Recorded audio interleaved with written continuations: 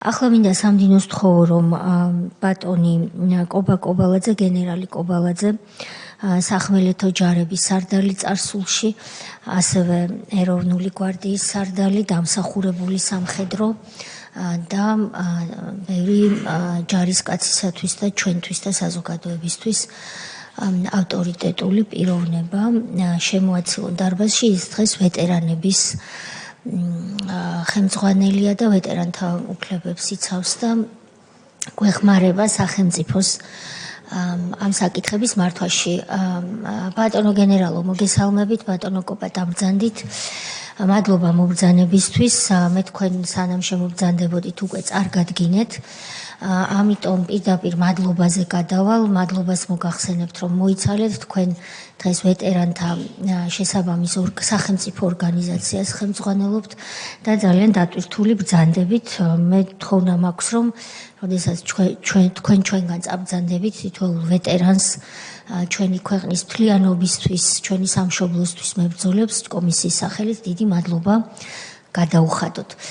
პროცედურას დავიცავთ თქვენი ნებართვით, თქვენ ტექსტს გაეცანით სამდივნოსთან ერთად, ეს არის გაფრთხილების ტექსტი, რომელიც ამბობს, რომ კომისიის წინაშე განზრახ ახსნა განმარტების მოცემა კითხვებისთვის თავის არდება პასუხზე უარი სჯება სისხლის სამართლის წესით და ამის დასტურად გთხოვთ მოაწეროთ ხელი და შევდგეთ საუბარს. ბატონო კობა, ჩვენ თქვენი ნებართვით სულ რამდენიმე წამიან ვიდეოს გავუშვებთ, თქვენ ზურგს უკან ეკრანია გაშლილი. ჩვენ საუბრობთ მუხროვანის ეგრეთ წოდებულ ამბოხზე, სისხლის სამართლის საქმეზე, რომლის ფარგლებშიც თქვენ გენერალი კობა კობალაძე იყავით დაკავებული, იყავით საპატიმროში. მე მახსოვს თქვენი სასამართლო პროცესებიც, რომლებსაც ზოგჯერ ვესწრებოდი კიდეც და სააკაშვილის სასამართლოს პირობებშიც კი მათ გაუჭირდათ შეკერილი სისხლის სამართლის საქმის თქვენს წინააღმდეგ დაცვა და უდიდეს ნაწილში სისხლის სამართლის ბრალდების, მათ შორის სამშობლოს ღალატში, რომელიც თქვენ უსინდისოდ დაგაბრალეს, თქვენ გამართლდით. იყო თუ არა ეს რეალურად ამბოხი და რას ამბობდა მაშინ შინაგან საქმეთა მინისტრი ვანო მერაბიშვილი, რომელიც ადგილზე მივიდა, იმიტომ რომ ამ ეგრეთ წოდებული ამბოხის კონტექსტში იყო კვლელობაც და სიცოცხლის ხელყოფის სხვა ფაქტებიც და ამაზე თქვენ ისაუბრებთ. მე მინდა საზოგადოებას და განსაკუთრებით ახალგაზრდებს, ვინც შეიძლება არც კი იცის და პირველად ნახავს ამ ვიდეოს, ვაჩვენოთ რა თქვა შინაგან საქმეთა მინისტრმა, როდესაც ადგილზე მივიდა. მე მინდა რომ გთხოვოთ ჩართოთ ეს ვიდეო. ორი კაცი. ორი გვამი მჭირდება. მომიწევით ორი გვამი. всё. პრემია დიდია. ორი გვამი მჭირდება, პრემია დიდია. ამ რამდენიმე წამში არის ჩადებული, გთხოვთ დაბრუნდეთ, არის ჩადებული სააკაშვილის მმართველობის მთელი არსი. სად თქვა ეს მინისტრმა, რა იყო ადგილზე ვითარება, რატომ მოითხოვა ორი გვამი შინაგან საქმეთა მინისტრმა, რომელიც კრიმინალს უნდა ებრძოდეს და რეალურად მიუტანეს თუ არა მას ეს ორი გვამი და რა მოხდა რეალურად, ქრონოლოგიურად, რომ როგორც თქვენ ჩათვლით იმ თანმიმდევრობით ფაქტებს გულისხმობ, მაგრამ ქრონოლოგიურად რომ გვიამბოთ ყველაფრის შესახებ. და ასევე ჩემი თხოვნა იქნება აგვისტოს ომი არ გამოგრჩეს მხედველობიდან, იმიტომ რომ მაშინაც და ახლაც იყო მოსაზრება, რომ ეს იყო გარკვეულწილად გაგრძელება რაღაცა ამბის, რატომღაც და მთლიანობაში სახე იმისა, თუ როგორ ეპყრობოდა სააკაშვილი და მისი პოლიტიკური მმართველი გუნდი ჯარს, სამხედროებს და მთლიანობაში სამხედრო საქმეს. აგვისტოს ომში ვნახეთ რაც ქნეს და მუხროვანი ხომ არ იყო ამის გაგრძელება. გთხოვთ. კი ბატონო, დღე მშვიდობისა მოგესალმებით. პირველ რიგში ყველას ლომისობას გილოცავთ. შემწე იყოს თქვენი ოჯახების და ჩვენი სამშობლოსი. გადავალ კონკრეტულ იმ საკითხზე, იმ კითხვაზე, რა თქმა უნდა, ჩვენ რო გავიხსენოთ ის დინამიკა, თუ რა მიმდინარეობით ხდებოდა ეს პროცესი და ვითარდებოდა, ყველაფერს აქვს თავისი მიზეზი და მიზანი. ჩვენ რომ გავიხსენოთ 2008 წელი ის რუსეთ-საქართველოს საბრძოლო მოქმედებების შორის, როდესაც ფაქტობრივად მართველი რგოლი არა მარტო უუნარო გამოდგა, არამედ მართვის მექანიზმი აბსოლუტურად იყო მორღვეული მთლიანად სახელმწიფოში, ქვეყანაში და თუ რამემ შეუნარჩუნა ჩვენ სამშობლოს სახე, ღირსება და სამშობლოს სიყვარულისთვის თავგანწირის უნარი, ეს იყვნენ ჩვენი რიგითი პირადი შემადგენლობა, უმცროს ოფიცერთა შემადგენლობა და ის გულანთებული ადამიანები, რომლებიც ქვეყნის წინაშე ვალდებულებას გრძნობდნენ. ამიტომ მივიღეთ მრავალი ჩვენ გმირი, მრავალი გულანთებული და პატრიოტი ადამიანი და წინააღმდეგობის ის მუხტი, რომელიც არანაირად არ იყო ხარდაჭერილი სახელმწიფოს მმართველობის მხრიდან. პირიქით, ჩვენ თუ გადავხედავთ დინამიკას, რა პროცესები ვითარდებოდა ის, რომ ქვეყანა დადგა იმ რეალობის წინაშე, როდესაც გაერთიანებული იყო და აზელილი ერთმანეთში ცრემლი, ტკივილი, განცდა, მრავალი ათასობით ახალი ლტოლვილი საქართველოში, რომლებიც უპასუხოდ იყვნენ თავიანთი სახლებიდან გამოყრილი. პლუს ამას ემატებოდა ის, რომ პრესტიჟი ქვეყნის არა მარტო ტერიტორიული მთლიანობის და რამოდენიმე ათეული სოფელი, რომელიც ჩვენი წინაპრების სისხლით და ოფლით იყო გაჯერებული და მოხსენიებული იყო ქვების ხროვად, გროვად და იმ პერიოდში იყო დაკარგული თუნდაც დროებით, მაგრამ რეალობა ეს იყო. აქედან გამომდინარე თვითონ განცდა იმის, რომ ეს ტვირთი საკმაოდ მძიმე დადგებოდა ხელისუფლებას, რომელმაც ერთხელ წარმოაჩინა უუნარობა მართვის და ძირითადად ჩვენი რიგითი მოსახლეობა და ჯარისკაცები და სხვა ძალოვანი სტრუქტურების წარმომადგენლები უფრო იყვნენ თავგანწირვისთვის მზად, ვიდრე სახელმწიფო ვერტიკალი მართვისთვის. თუ გავიხსენებთ დინამიკას იმ პროცესების, ჩვენ დავინახავთ, რომ ხელისუფლების უმაღლესი რანგის წარმომადგენლები ხელის ბიჭებად იყვნენ მივლინებულნი ოკუპანტების მიერ და რეალურად უწევდნენ მეგზურობას, გიდობას და მოხსენებით საღამოებს უმართავდნენ.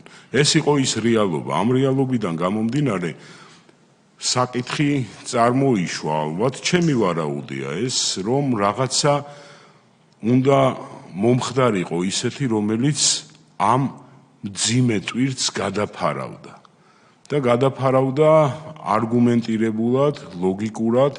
ჩვენ ვიცით, რომ ფასადური პიარის ხელოვნების ერთ-ერთი ფუძემდებლები იყვნენ და შემოქმედები. ამ ფასადურ რეალობაში და ფასადურ პიარში, როდესაც არ არის გათვალისწინებული ადამიანის განცდა, ღირებულებები, ადამიანური გრძნობები, როდესაც ადამიანს არ აქვს სამშობლოს შეგრძნების უნარი, მისთვის ეს ყველა დანარჩენი არის სხერპლად აღიარებული შემადგენლობა და ზუსტად ჩვენ რომ დინამიკას კიდევ ვიძახი გადავხედოთ, ჩვენ წარმოვიდგინოთ ის, რომ საბრძოლო მოქმედებების დროს იყო უდიდესი მსხვერპლი, იყო ბევრი პასუხგაუცემელი კითხვა.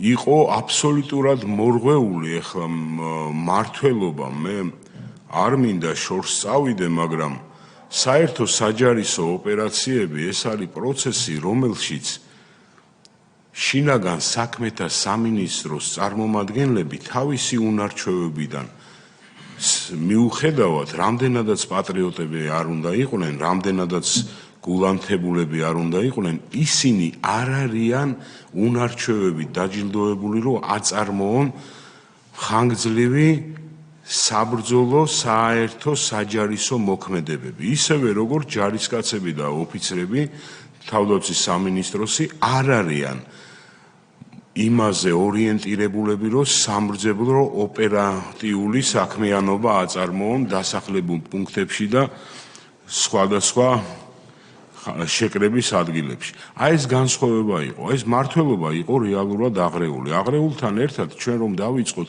საუბარი საბრძოლო უზრუნველყოფის ელემენტები ერთობლიობაში ქმნიან ეფექტს საერთო საჯარისო ოპერაციების განხორციელების. ჩვენ რო შევხედოთ პროცესს, აღმოვაჩენთ, რომ არც ერთი საბრძოლო უზრუნველყოფის ელემენტი არათუ მართვაში არ იყო, არამედ ურთიერთქმედებაში არ იყო ერთმანეთთან. ეს იყო დაზვერვა, ეს იყო ლოჯისტიკა, ეს იყო საინჟინრო უზრუნველყოფა და ასე შემდეგ. ამიტომ არ ხდებოდა არც ევაკუაცია, არ ხდებოდა სწორი გათვლები მიმართულებაზე, ხდებოდა უკვე შეშვებული ჯგუფების კორიდორის არქონის გამო მათი იქ ჩატოვება და ფაქტობრივად მათი რისკის და თავგანწირვის ფასად ეს ყველაფერი ხდებოდა. აი ესეთი რეალობა, ესეთი ქაოსი იყო, ამას ემატებოდა კვლავ კიდევ პანიკა. მე უკვე აღარ ვიძახი ინსტიტუციებს შორის არარსებულ ურთიერთქმედებაზე, იმიტომ რომ რაღაც პერიოდში ჩვენ ვიყავით მივლინებული იმ მიმართულებით, გთხოვეს, ჩავედით და მოგვიწია სასჯელ აღსრულების სპეცდანიშნულების ბიჭებთან ერთად კონკრეტული ამოცანების შესრულება. მიუხედავად იმისა, რომ ძალიან შემართებულები იყვნენ, გულიანები იყვნენ, თავგანწირვის უნარით ახსილები იყვნენ, რეალობა იყო სხვა. მათი უნარჩვევები, მათი მომზადება და მათ წინაშე არარსებული ამოცანებიც არ იყო ზუსტად განსაზღვრული და გაჯერებული. თავდაცვის სამინისტროში იყო გეგმები, რომლის მიხედვითაც უნდა განხორციელებული იყო ასე თუ ის მოქმედება. როდესაც საუბარი მიდის თავდაცვის სამინისტროს ან კონკრეტული ოპერაციის დაგეგმარების მიმართულებაზე, ის დაგეგმარება არ არის მარტო ან შეტევაზე ორიენტირებული, ან თავდაცვაზე. ის დაგეგმარება გაწერილია პუნქტების მიხედვით არასტანდარტულ ქმედებებზეც, რომ პირადი შემადგენლობა უნდა იყოს მზად ამა თუ იმ ვითარებისთვის. ეს შეიძლება იყოს არასტანდარტული, შეიძლება იყოს ახალ რეზერვთან წინააღმდეგობა, სადივერსიო სამუშაოებთან წინააღმდეგობის გაწევა, მოწინააღმდეგის შეკრების ადგილზე საარტილერიო ცეცხლის ზემოქმედება, სხვადასხვა ისა, ამაზე აღარ გაგიშლით ამ თემას. რეალურად ეს გეგმები, როგორც აღმოჩნდა, არ არსებობდა. ამ გეგმებზე ნებისმიერ ოპერაციებზე დგება სხვადასხვა ვარიანტზე გათვლილი უდიდესი კრეფსი სამუშაოების, რომელიც არ არის მარტო სურვილებზე აწყობილი და არ არის მარტო შეგრძნებებზე აწყობილი. ეს არის აწყობილი დაზვერვის ინფორმაციაზე, აწყობილი მოწინააღმდეგის შესაძლო შემადგენლობაზე, იმ სარეზერვო ძალებზე და იმ მიმართულებებზე, რომლებიც შეიძლება იყვნენ ამაში ყველაფერში ჩართული. ამას ემატება პლუს ისიც, რომ რეალურად შენი ჯარების შეფასება, შენი ძალების შეფასება უნდა მოხდეს. ამ შეფასებას ემატება ის, რომ შენ რეზერვზე უნდა ისაუბრო. ამ რეზერვებთან ერთად უნდა იყოს შესაბამისი განკარგულებები გაცემული. შესაბამისი განკარგულებების გაცემის შემდგომ უნდა იყოს სადაზვერვო ინფორმაციაზე დაყრდნობით, უნდა იყოს შესაბამისი რესურსები გამოყოფილი, რომ აღნიშნული განკარგულებები იყოს შესრულებადი. და ამასთან ერთად აუცილებელია ამ შესრულებასთან ერთად მიმდინარე კონტროლის განხორციელება, რომ ახორციელო კონტროლი რა ეტაპზე რა ხდება. კონტროლი არის ერთ-ერთი უმთავრესი შემადგენელი ნაწილი. კონტროლთან ერთად, ჩემო ბატონებო, არის უზრუნველყოფის ელემენტები, რომელიც გამოხატულია იმაში, რომ სწორედ მოხდეს ევაკუაცია დაჭრილ დაშავებული სამხედროების და სამოქალაქო პირების. იყოს მოწყობილი შესაბამისი ლოკაციები, სადაც ისინი იქნებიან ორგანიზებულად გადმოყვანილები და ასე შემდეგ. ეს პირველადი შეხების ეტაპი. მეორადი ეტაპი არის მეორე ეშელონირებული ღონისძიება იმ შემთხვევაში, თუ არ გამოგივიდა მოწინააღმდეგეზე ზემოქმედება და გამარჯვების ეიფორიაში აყოლამ გამოიწვია მოწინააღმდეგის მხრიდან ინიციატივის თავის ხელში აღება, ან საავიაციო, ან საარტილერიო, ან სხვა ზემოქმედების საშუალებებით, შენ უნდა კონდეს რესურსი იმის, რომ შემდგომი სიძლიერე დაიკავო შემდეგ ეშელონზე, რომ მოხდეს გადაჯგუფების უზრუნველყოფა. ბევრი ესეთი საკითხი იყო, რომელიც არა მარტო არ იყო გათვლილი, არამედ არ იყო განხორციელებული. მე ინსტიტუციებს შორის ურთიერთქმედებაზე აღარ ვიძახით. და ზუსტად მაგაზეა საუბარი, როდესაც გეგმები გათვლილი იყო, მეთქი თავდაცვის სამინისტროს მხრიდან მოხდა აბსოლუტურად მე ეჭვი არ მეპარება, რომ ყველას რაღაც სიყვარული აქვს ქვეყნის, მაგრამ ყველა მაქსიმალურად იხარჯებოდა იმ უნარჩვევებიდან და ცოდნიდან გამომდინარე, რაც იცოდნენ. როდესაც ადამიანმა არ იცის იხარჯება და არასწორი მიმართულებით მიდის რაღაც პროცესი, ეს უკვე საწინდარია წარუმატებლობის. მე რასაც უყურებდი და როგორც უყურებდი, დღეს რასაც ვხედავთ, ბევრი სიტუაციის გამოსწორება გვჭირდება ჩვენ ვეტერანთა საქმეთა სახელმწიფო სამსახურს, იმიტომ რომ არის პირადი შემადგენლობა იგივე შინაგან საქმეთა სამინისტროსი, არის პირადი შემადგენლობა თავდაცვის სამინისტროსი, სასჯელ აღსრულების დეპარტამენტის, რომლებიც იყვნენ ქაოტურად გადასრულილები. საბრძოლო მოქმედებების ზონაში არ არსებობს განკარგულებები მათი მივლინების შესახებ, მათ მიერ მარშის განხორციელების შესახებ, მაგრამ იმ პირად შემადგენლობაში, სადაც ისინი კონკრეტულ ამოცანას ასრულებდნენ, არიან დაჭრილები, ხო, არიან, კი ბატონო, ფინანსური პოლიციის სპეცნაზიც იყო, გეთანხმებით, არიან დაჭრილები, დაშავებულები, რომლებსაც აქვთ გარკვეული სტატუსი, მაგრამ გვერდზე მდგომს არ აქვს, იმიტომ რომ არც მივლინებაა და არაფერი მათ მიმართ. ამ ყველაფრის გამოსწორება ჩვენ გვიხდება. ეხლა ეს რეალობა რომ დავხატოთ, ამ რეალობიდან გამომდინარე საჭირო იყო რაღაცა ქმედება, ინიციატივა, რომლითაც მოხდებოდა ამ ტრაგედიის გადაფარვა. ჩვენ რომ მე მუხროვანი სამხედრო ნაწილში ნამყოფიც არა ვარ, იმიტომ რომ სტრუქტურულად მუხროვანის სამხედრო ნაწილი არ ექვემდებარებოდა თავდაცვის სამინისტროს, არ იყო ჩემ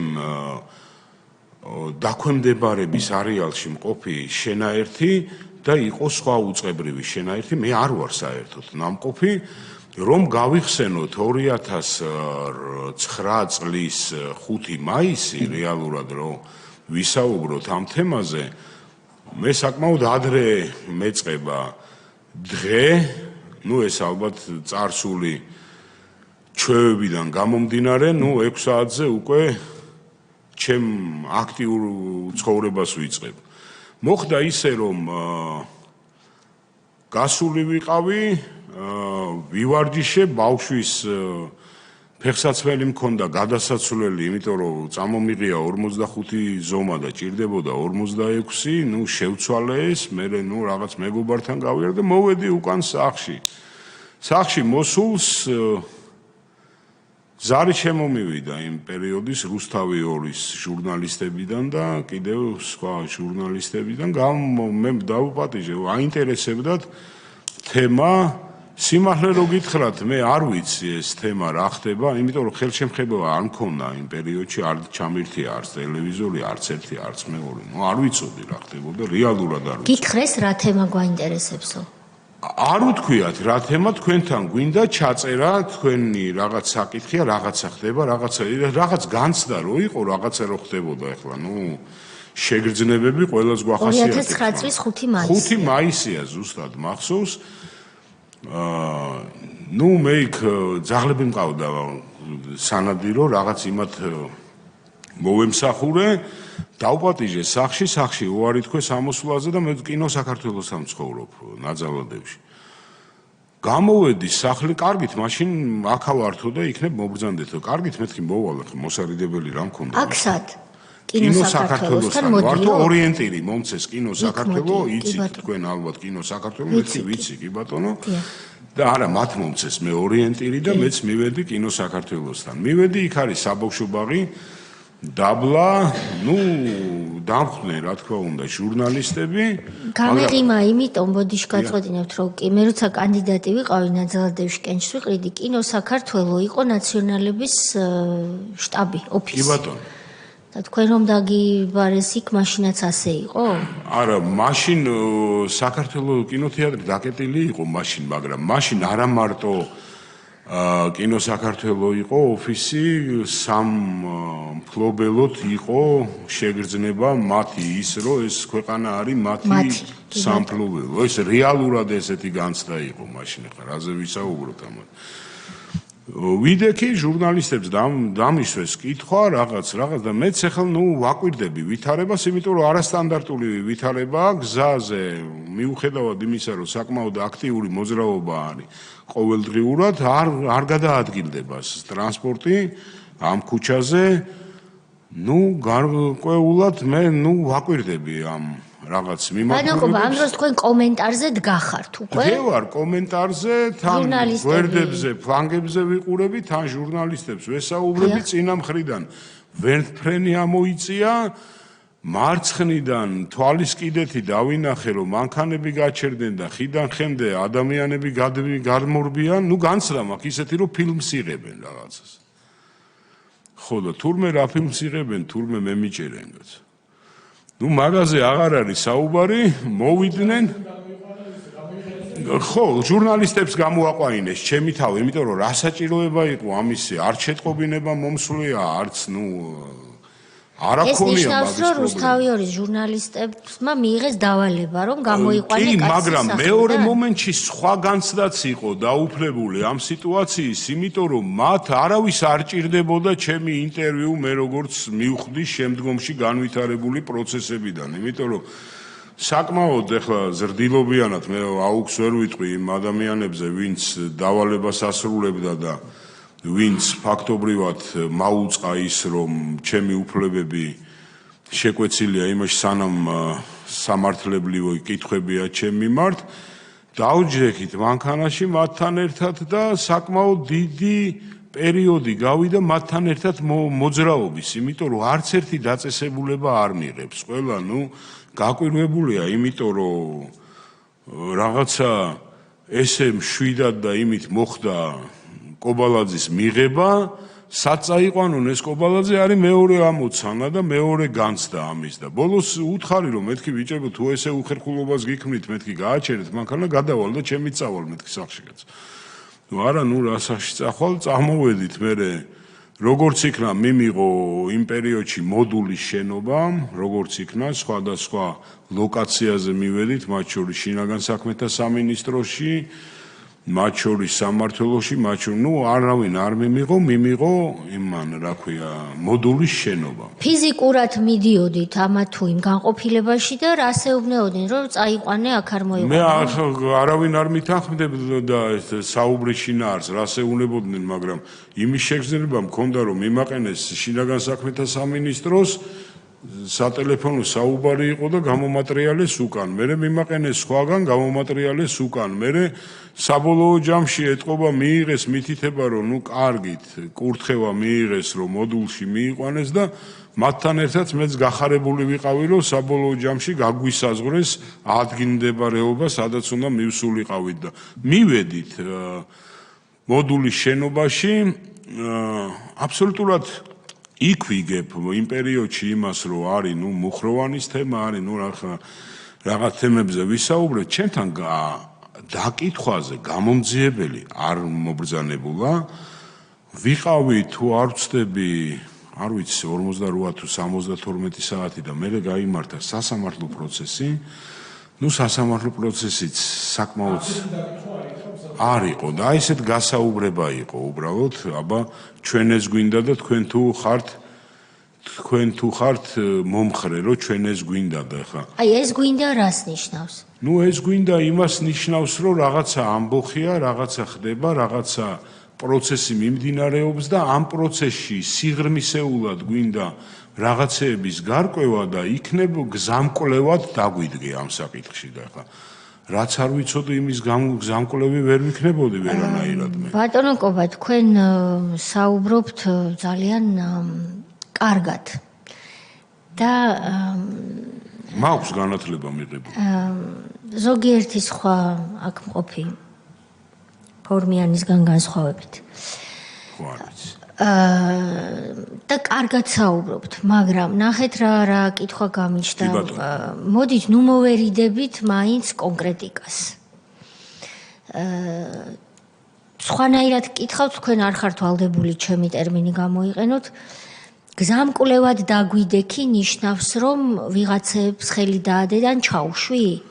არა, ნუ ესეთი ჩემთვის ეს ამას ნიშნავს, მაგრამ რას ვიღაცას რო გულისხმობ? ხელი ჩაადადე და უთხარი ეს ალბათ ადამიანობიდან გამომდინარე თვითონაც არიკადრებდნენ და არც მაკადრებდნენ. არც გაკადრეს, მაგრამ გზაკვლევა დამიდექი აბსოლუტურად გაუგებარია, რას ნიშნავს? როგორი რამე იყო, იცით, როდესაც პროცესი ხო თითოეულ ჩვენგანს გვაქვს რაღაც ანალიზის უნარი და რაღაც სიტუაციიდან გამომდინარე უნარი. ახლა ჩემ მიყვანასთან ერთად უცებ ვაკვირდები, რომ მიდის აქტიური მოქმედებები, ვიღაცების მოცილება, ვიღაცების გაცილება, ვიღაცის ისეს. უბრალოდ სურათი ვერ იკვრება იმ აქტივობების სურათი, რაზეც არის ეს ყველაფერი განხორციელებული. ჩემთვისაც არ იკვრებოდა ეს ყველაფერი იმ პერიოდში, შემდეგ უკვე დავიწყე ამ ყველაფრის ამოხსნა და ერთ-ერთი ალბათ უმთავრესი ის იყო, რომ უკვე სასამართლო პროცესზე, როდესაც დაიწყო აქტიური განხილვები, სამართლოს პროცესამდე, როდესაც აი საზოგადოებაში იყო ეიფორია შექმნილი იმის, რომ ხდებოდა რაღაცა კონკრეტული მოქმედებები და ამ მოქმედებები სახელმწიფომ აღმოაჩინა და წინ აღუდგა ამას და გმირულად გაიმარჯვეს ამ ყველაფერზე. რა მოქმედებები იყო, რა სიღრმისეული საკითხი იყო, არ ვიცოდი ეგ თემა. თქვენ რაზე გქონდა ბრალი წაყენებული? მე მქონდა ბრალი წარდგენილი, შეიძლება სწორედ რო ვთქვათ, რაზე არა მქონდა ბრალი წარდგენილი, მქონდა წარდგენილი ბრალი იმაზე, რომ მე მოვახდინე ორგანიზება შეიარაღებული არაფორმალური შემადგენლობის მობილიზების ქვეყნის მუხროვანთან კავშირში? ხო, ეგ იყო მუხროვანთა კავშირი იყო ქუდი ამ ყველაფრის, იმიტომ რომ მე მქონდა წარდგენილი ის, რომ მე მოვახდინე ორგანიზება შეიარაღებული შემადგენლობის მობილიზების, მქონდა დაგეგმილი ქვეყნის სტრატეგიული ობიექტების დაკავების და უმაღლესი მართველი პირების ლიკვიდაციის. ეს იმხელა დიდი სინთეზია ამას, არ ვიცი, თუ ადამიანი ყოფნის ალბათ რაღაც ვირტუალური სამყაროდან გადმოსულიან. ამ დროს უკვე სპეცოპერაცია მიმდინარეობს მუხროვანში. მე ამდენი არ ვიცი, ხა რეალურად არ ვიცი ეს ყველაფერი, მე ფაქტობრივად ადვოკატი შემოვიდა, ვისაუბრეთ, ვილაპარაკეთ და უკვე ნელ-ნელა გამოჩნდა კონტურები, რაზეა საუბარი. ბატონო კობაში, თქვენ იმას გვეუბნებით, თუ სწორად მესმის, რომ მოდულის შენობაში, ანუ შინაგან საქმეთა სამინისტროს ერთ-ერთ ყველაზე ჯოჯოხეთურ ინსტიტუტად ითვლებოდა მოდულის შენობა, იქ რომ მიგიყვანეს, იქ გაიგეთ პირველად სხვებისგან, რომ თურმე რა გაქვთ ჩადენილი. სწორად გაიგეთ? მერთია მოწამე სიმართლეს ბრძანებთ, იმიტომ რომ არ ვიცოდი ხა, მაგრამ სანამ სასამართლო პროცესზე წაგიყვანეს 48 საათში თუ 72 საათში არ გახსოვთ, ხო? იქ ალბათ აღკვეთის ღონისძიების საკითხი იყო ალბათ პირველ სხდომაზე განხილული, ხო? აი იმ პერიოდში, იმ რამდენიმე ათეულ საათში, თქვენ უკვე გაიგეთ ის, რასაც ახლა ამბობთ, რომ რა შეგედებოდა? რა თქმა უნდა, როგორი რამეა იცით? როგორ გაიგეთ? როგორ გავიგეთ? ადვოკატთან კომუნიკაცია იყო ოჯახის წევრებიდან რაღაცა და უბრალოდ კითხვა-პასუხის ახლა ძირითადად და სიღრმისეულად მე არ ვიყავი ამ თემაში გარკვეული, მაგრამ რაღაც კონტურები და მონახაზი ამ ყველაფერს გამოვიდა. სანამ სასამართლო პროცესზე გვეტყვით, ახალგაზრდებისთვის რომ განმარტოთ, ჩვენ ეს არ გვჭირდება, ვიცით, მაგრამ ახალგაზრდებს ჭირდებათ. როდესაც თქვენი თავი ჟურნალისტებს, მათთან შეკრულ რუსთავი 2-ის ჟურნალისტებს გამოაყვანინეს მოტყუებით სახლიდან, ვითომ ინტერვიუ უნდა ჩამოგართვან, ხომ? და იქ ერთმფრენიც მობილიზებულია, გზა გადაკეტილია, ვინც იცის გურამიშვილის გამზირი, ეს არის ერთ-ერთი სასიცოცხლო არტერია ჩვენი დედაქალაქის და იქ წარმოუდგენელია, რომ მანქანა არ მოძრაობდეს დილის საათებში, ეს არის გადაკეტილი, რეალურად სპეცოპერაცია თქვენი აყვანის, ასე დავარქმევ.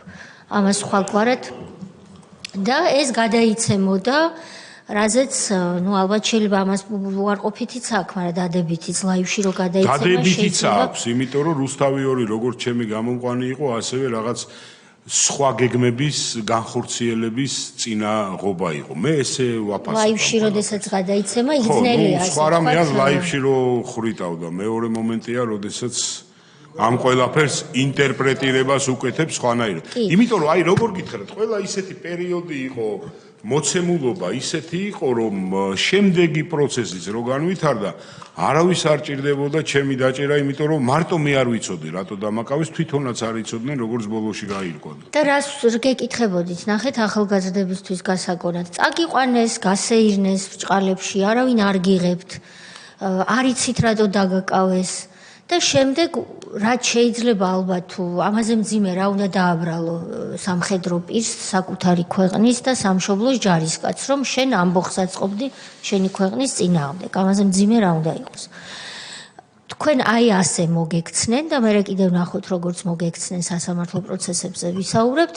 ამ დროს თქვენ ჩვენ ვიცით ბავშვებს რო უთხრათ ახალგაზრდებს თქვენ ვიმბრძანდებით ამ დროს რა დამსახურებები გაქვთ ქვეყნის წინაშე რომ გავიხსენოთ ყველამ ერთად გეტყვით პირველ რიგში მე არ მინდა იმაზე ვისაუბრო ჩემ პიროვნულ განცდებზე მე უბრალოდ მყავს 5 შვილი და იყვნენ ძალიან პატარები მაშინ და ყველაზე მძიმე იყო ჩემი შვილების ფსიქოლოგიური სტრესი და ტრაუმა, როდესაც მთელი ცხოვრება ზრდიან, იმიტომ რომ სამშობლოა, სამშობლოსთვის ისინი უნდა იყვნენ ვალდებულებები და უცებ მათი მშობელი, მათი გამზრდელი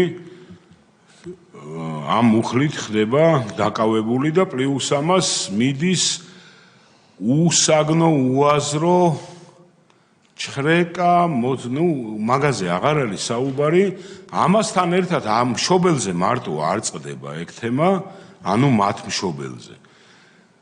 ხდება ჩემი დედაჩემის დამსახურებული პედაგოგის, დედა მყავს უმაღლესი მათემატიკის სპეციალისტი და არის დამსახურებული პედაგოგი, შვილის არასათანადო დაღზრდისთვის სკოლიდან გლისბილეთით უშვებენ. ისევეა მამა ჩემთან მიმართებაში, იმიტომ რომ დამოუკიდებელი საქართველოს ისტორიაში მამა იყო ერთ-ერთი ის ადამიანი, ვისაც კერძო ბანკი ჰქონდა მეგობრებთან ერთად და ამ დამოუკიდებელი საქართველოს ეკონომიკური მიმდინარეობას შესწირა ეს თავისი ფინანსური და სხვა რესურსი. მე აღარ ვსაუბრობ ჩემ ნათესავებზე, მეგობრებზე და ასე შემდეგ. აი ეს პროცესი ვითარდებოდა. ბავშვების თემა იყო ჩემთვის ყველაზე მტკივნეული, იმიტომ რომ საჯელე აღსრულებიდან გამოსვლის შემდეგ რამოდენიმე წელი მიწევდა ბავშვებთან ფსიქოლოგიურ რეაბილიტაციაზე მუშაობა. მე ამაზე არ ვსაუბრობ, იმიტომ რომ არ არის ეს ის თემა, რაზეც უნდა ვისაუბროთ. მოხდა ეს. მერე იყო ის, როდესაც სიტყვა, აი დამსახურებაზე საუბრობ თქვენ. კი ბატონო, გეტყვით, ყველაზე ჩემი დამსახურება არის ის, რომ ჩემ ქვეყანას 5 ღირსეულ მოქალაქეს ვზდი. მე ვიყავი საქართველოს ისტორიაში პირველი ანტიტერორისტული ცენტრი რო ჩამოყალიბდა შამლაბადის ბატალიონი, პირველი შამლაბადის ბატალიონის ჩამომყალიბებელი და მეთაური. ვიყავი საზღვაო პირველი საქართველოს ისტორიაში შედეგიანი საზღვაო დესანტის გამხორციელებელი, სადაც დავიჭერი მძიმედ, მაგრამ დაჭრის მიუხედავად ჩემი თანამებრძოლი ჯარისკაცი გამოვიყვანე.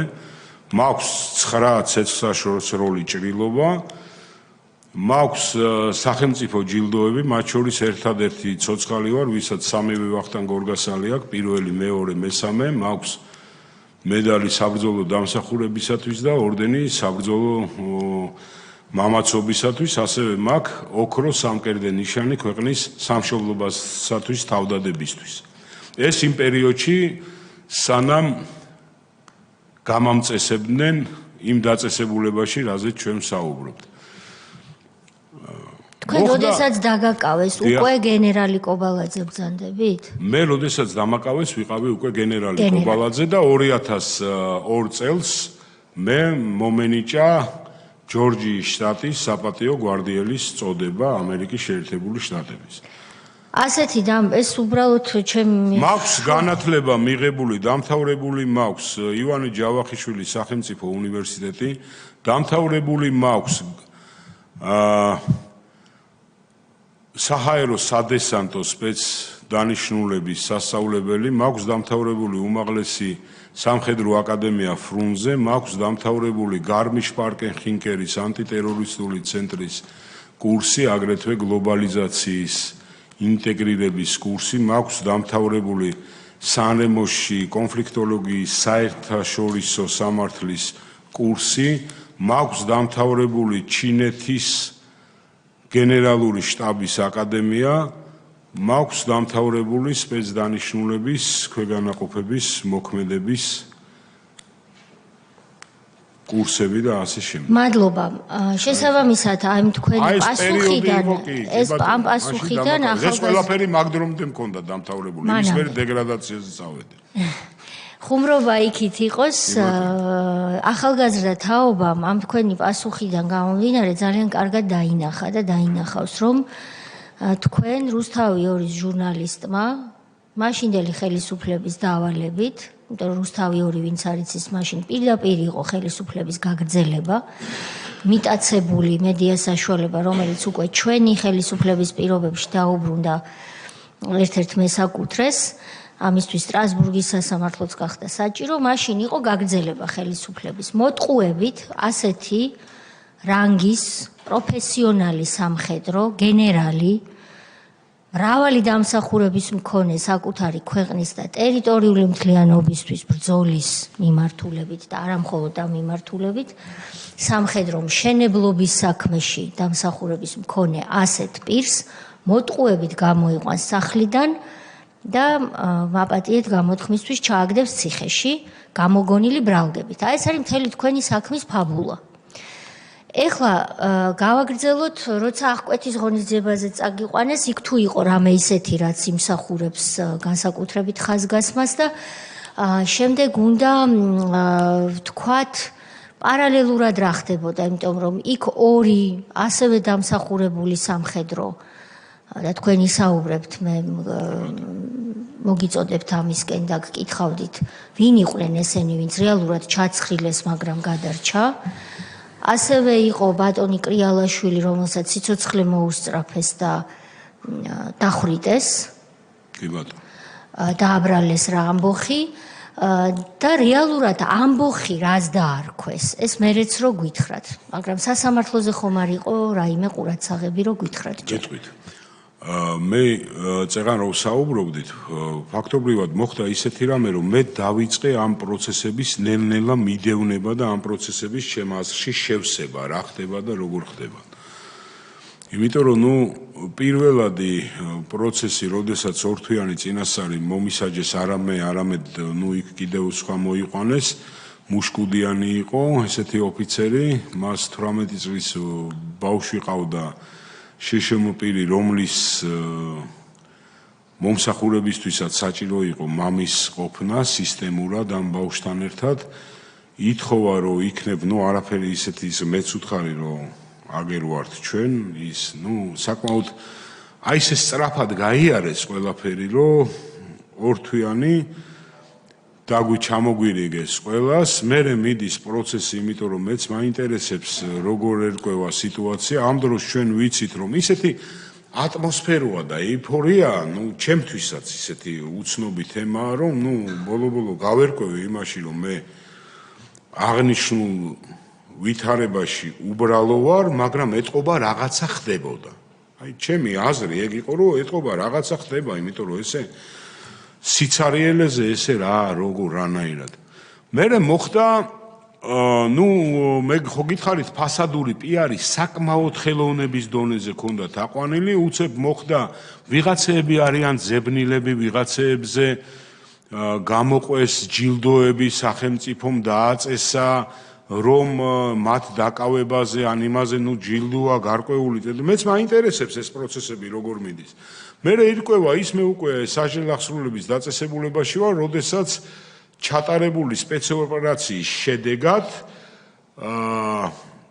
კრიალაშვილი გიორგი დაიღუპა, დახვრიტეს, ოთანაძე კობა და ამირიძე ლევანი ფაქტობრივად მოკლეს, დახვრიტეს ესენიც, მაგრამ ცოცხლები დარჩნენ, იმიტომ რომ გიორგის თუ არ ვცდები ქონდა კრიალაშვილს 3 ტყვია მოხვედრილი, ოთანაძეს 9 და ამირიძეს 8. ყველა მკვდრები იყვნენ, ესე რომ ვთქვათ. მცდელობა იმისი, რომ მათთან ვიღაცას მცდელობა ქონოდა, რომ დააკავებდნენ ინტერესში ეთყობა არავისთან არ იყო, მიცვალებული არ საუბრობს, მაგრამ ღვთისნებით ეს ორი გადარჩა. და მე მინდა რომ თქვენ წარმოვიდგინოთ სამი ადამიანი. ახლა გიორგი კრიალაშვილი იყო ერთ-ერთი დამსახურებული ადამიანი ეროვნული მოძრაობიდან გამომდინარე. ჩვენ გქონდა თანამებრძოლი იყო ჩვენ გქონდა ურთიერთ საკმაოდ შეხებები, უდიდესი პატივისცემით ვიყავი მამ და ჩემზე უფრო მეტი თუ არა ნაკლები დამსახურების ადამიანი არ იყო გიორგი კრიალაშვილი. და ეს იყო ჩვენთვის წარმოუდგენელი თემა ის რომ გიორგი ქვეყნის წინააღმდეგ და სამშობლოს წინააღმდეგ იყო რაღაცაში ჩართული. ბატონო ყომა სამივე იგივე ტიპის ბრალდება გქონდათ რაც სამივე იგივე ტიპის ბრალდება გქონდა მე გეტყვით უბრალოდ გაგიხსნით უცებ და იმას. ეხლა რაც შეეხება ამირიძე ლევანი არის დაჯილდოვებული, უფრო ახალგაზრდა ეს 2008 წლის საბრძოლო მოქმედებებში. ის იყო ერთ-ერთი საბრძოლო შენაერთის ბატალიონის ხელმძღვანელი, რომელმაც სტრატეგიული ბომბდამშენის მფრინავები ტყეში გამოიყვანა და ჩააბარა. რუსული ბომბდამშენის მფრინავები, ყბადაღებული თემა რო იყო მფრინავები, ერთი დაიღუპა, ერთი ცოცხალი იყო. ხო, თქვენ ფრთა გაგდა, იმას მფრინავები ყავდა. ერთი მკვდარი და მეორე ცოცხალი ჩააბარეს სხვათაშორის საჩხერის პოლიციის ხელმძღვანელს. დამსახურებული ადამიანი სამშვიდობო პირველი სპეცდანიშნულების ბატალიონის სამშვიდობო მისიაში ჩართული და ასე შემდეგ. და წარმოუდგენელი თემა იყო, რომ ის ქვეყნის საწინააღმდეგო ქმედებებში იყო ჩართული. იგივე შეიძლება ახლა ოთანაძესთან მე შეხება არ მქონია, მაგრამ სპეცდანიშნულების ქვეყანაყოფის ერთ-ერთი ღირსეული ხელმძღვანელი იყო ყოველთვის და შემდეგ ციხეში უფრო ისე დავახლოვდით და დაუმეგობრდით ერთმანეთში, მანამდე არ მქონია ისეთი აქტიური შეხება ოთანაძესთან. ეს იყო ის შემადგენლობა, რომელიც პირველად სამსხვერპლოზე გამოიტანეს უკვე, რომლებიც უნდა დაღუპულიყვნენ და მერე ხდება უკვე დინამიურად მინდა რა ხდება და როგორ ხდება. მუხროვანი სამხედრო ნაწილის მეთაური იყო ადამიანი, რომელიც 2008 წელში განკარგულების შესაბამისად პირველად შევიდა ცხინვალის მიმართულებით და მასზე არის დაჯილდოვებული ამისთვის საბრძოლო ორდენი მამაცობისათვის დამსახურებული ოფიცერი. მუხროვანის ბაზა მთლიანად იყო დაკომპლექტებული გორის სატანკო ნაწილის პირადი შემადგენლობა იყო დისლოცირება შეცვლილი გორიდან მუხროვანში. შიდა ქართლის მაცხოვრებლებით იყო ძირითადად დაკომპლექტებული და ბევრი სამხედრო ნაწილი საბრძოლო ქმედებებიდან გამოსული საბრძოლო ნაწილი, რომლის პირად შემადგენლობის ზოგს ძმა ყავს დაკარგული, ზოგს ნათესავი, ზოგს ბიძა, ზოგს თანამებრძოლი. მაგრამ რეაბილიტაციას გადიან, იმიტომ რომ ის პერიოდი მე მინდა რომ გაგახსენოთ ეს დინამიკა, აღვიდგინო იმ პროცესების სამხედრო ნაწილში, მუხროვანში მათთან ერთად იყო დისლოცირებული ასევე ეროვნული გვარდიის რაღაც შენაერთი, რომელმაც უკვე ტელევიზორიდან გაიგეს ის, რომ თურმე თავიანთ ნაწილში ამბოხია. მანამდე არავინ არ იცოდა. რომელაშვილები, ბირთველიშვილები, სუხიტაშვილები, ეს არის ის შემადგენლობა, რომლებიც გმირებად იყვნენ აღიარებულები ამ სატანკო ნაწილის, მაგრამ იმ პერიოდში მათი გვამები მოძიებული არ არის, როგორც მრავალი ათეული ჯარისკაცის გვამი არ არის მოძიებული. და თქვენ ეს იმ ფასადური პიარის ერთ-ერთი ნაწილია, რომ 26 მაისისთვის, რამდენადაც ვიცი, ქონდათ ჩანაფიქრი დიდი აღლუმის გაკეთების, რომელიც იყო ჩვენი აღმავლობის დასტური უნდა ყოფილიყო. ესეც გასაკვირი არავისთვის არ იყო, იმიტომ რომ 2008 წლის აგვისტოში თქვენ გახსოვთ ის, რომ საბრძოლო მოქმედებები ჯერ კიდევ მიმდინარეობდა და აღრევა იყო ცრემლის, სისხლის და ამის და აქ რუსთაველზე დიდი კონცერტი იყო გამარჯვებისადმი მიძღვნილი და არავის არ გაკვირვებია ეს ყველაფერი. მუხროვანის ბაზაზე მოხდა ისეთი რამე, ოფიცერთა შემადგენლობა, ერთად ნაბრძოლის შემადგენლობა, მე რამდენადაც მე გავიგე და მე ვიგებ, იმიტომ რომ ამ ადამიანებთან ხო კომუნიკაცია მქონდა, იმიტომ რომ ვკითხე რა ხდება, ხა ჩემთან დამალვის არც საფუძველი ქონდათ ამათ და არც მიზეზი, იმიტომ რომ ერთ-ერთი მეც ვიყავი ამ ბრალდების მედროშე, ესე რომ ვთქვათ. ხდება ესეთი რამე, რომ ოფიცერთა შემადგენლობა, პირადი შემადგენლობა და ეს იკვეთება მე სასამართლო პროცესების მიმდინარეობისას დროსაც კი აბსოლუტურად არაფერი არ იყო არც დაუმორჩილებლობის ნიშნების მახასიათებელი და არც ამბოხის ნიშნების მახასიათებელი, უბრალოდ ოფიცრები საუბრობდნენ ერთად, სამხედრო ნაწილი არ არის იზოლირებული, არ არის გამაგრებული, თავისუფალი შესვლა, გამოსვლა KPP-ზე რა თქმა უნდა საშვების იმით და ამით ხორციელდება, საბრძოლო ტექნიკა სასამართლოში გაჟღერდა ის, რომ საბრძოლო ტექნიკა იყო მოყვანილი საბრძოლო მზადყოფნაში. სამხედრო ნაწილის პირდაპირი ფუნქცია, მისი პირადი შემადგენლობის სამხედროების საერთოდ არის ორი მდგომარეობა. ისინი ან ემზადებიან ომისთვის, ან ბრძოლობენ. სხვა პროცესი დარღვეული არ იყო. ყოველდღიური საჯარისო განწესიდან გათვლილი ფუნქცია მოვალეობების სამხედრო ნაწილში შენაერთში სრულდებოდა. არ იყო რაღაც განსაკუთრებული პირობების შემოღებული მართვის და როდესაც ერთ-ერთ მაღალ ჩინოსანს თავდაცვის სამინისტროს, რომელიც ბრალდების მხარის მოწმე იყო, ვკითხე, მაინტერესებდა, აზრი, მიზეზი, რის გამოც მან ჩათვალა ის, რომ სამხედრო ნაწილი დაუმორჩილებლობის რელსებზე იყო გადასული, მან თქვა, რომ ეს იყო მისი ვარაუდი. და ეს ვარაუდი რამ გამოიწვია? თუ ვარაუდი გამოიწვია ამან თქვენ მაშინ თქვენი ხელმძღვანელობა რატო არ ჩააყენეთ საქმის კურსში? იმიტომ რომ სასამართლო პროცესზე ირკვევა ის, რომ პარალელური უწყების შინაგან საქმეთა სამინისტროს ხელმძღვანელი ფაქტობრივად ემისრად ამუშავებს ერთ-ერთ სამხედრო თავდაცვის სამინისტროს მაღალ ჩინოსანს, თავისი დირექტივები მიაწოდოს სამხედრო ნაწილში, სამხედრო ნაწილიდან გამოიტანოს დირექტივები, დანარჩენი ვერტიკალი სამხედრო ხელმძღვანელობის გენერალური შტაბის უფროსთან სისტემატობით საქმის კურსში არ არის, რა ხდება და როგორ ხდება, ამათმა შეფუთეს ის, რომ რაღაცა წინააღმდეგობა არის. ეს როდესაც ესკალაცია უკვე მოხდა, ის პირადი შემადგენლობა, რომელიც ერთად საუბრობდნენ მეგობრებთან, დაუბრკოლებრივად გამოდიან სამხედრო ნაწილიდან და მიდიან. ხო, დაუბრკოლებრივად გამოვიდნენ და წავიდნენ. მერე ხდება ამ ფასადური პიარის დუღილის ტემპერატურამდე აწევა, იდენტიფიცირება ვიღაც პირების, რომ ესენი არიან მტრები, ესენი უნდა იყვნენ ან ლიკვიდირებულები და ან და სახელმწიფო მქუდი მოირგო იმის, რომ მუხროვანში იყო აჯანყების მცდელობა და მათ ეს მცდელობა ჩაახშეს, ისევე როგორც ჩაახშეს სამაჩაბლოში მაცხოვრებელი გმირი მოსახლეობის თავდაცვის უნარიანობის და წინააღმდეგობის გაწევის უნარი და ისევე როგორც კოდორის ხეობაში ჩაახშეს თავისუფლებისათვის ლტოლვა. ეს იყო რეალური სურათი, რაც იყო. ბატონო კობა, შესაბამისად, ჩვენ შეგვიძლია რომ ასე შევაჯამოთ ის, რაც თქვენ ბრძანეთ, რომ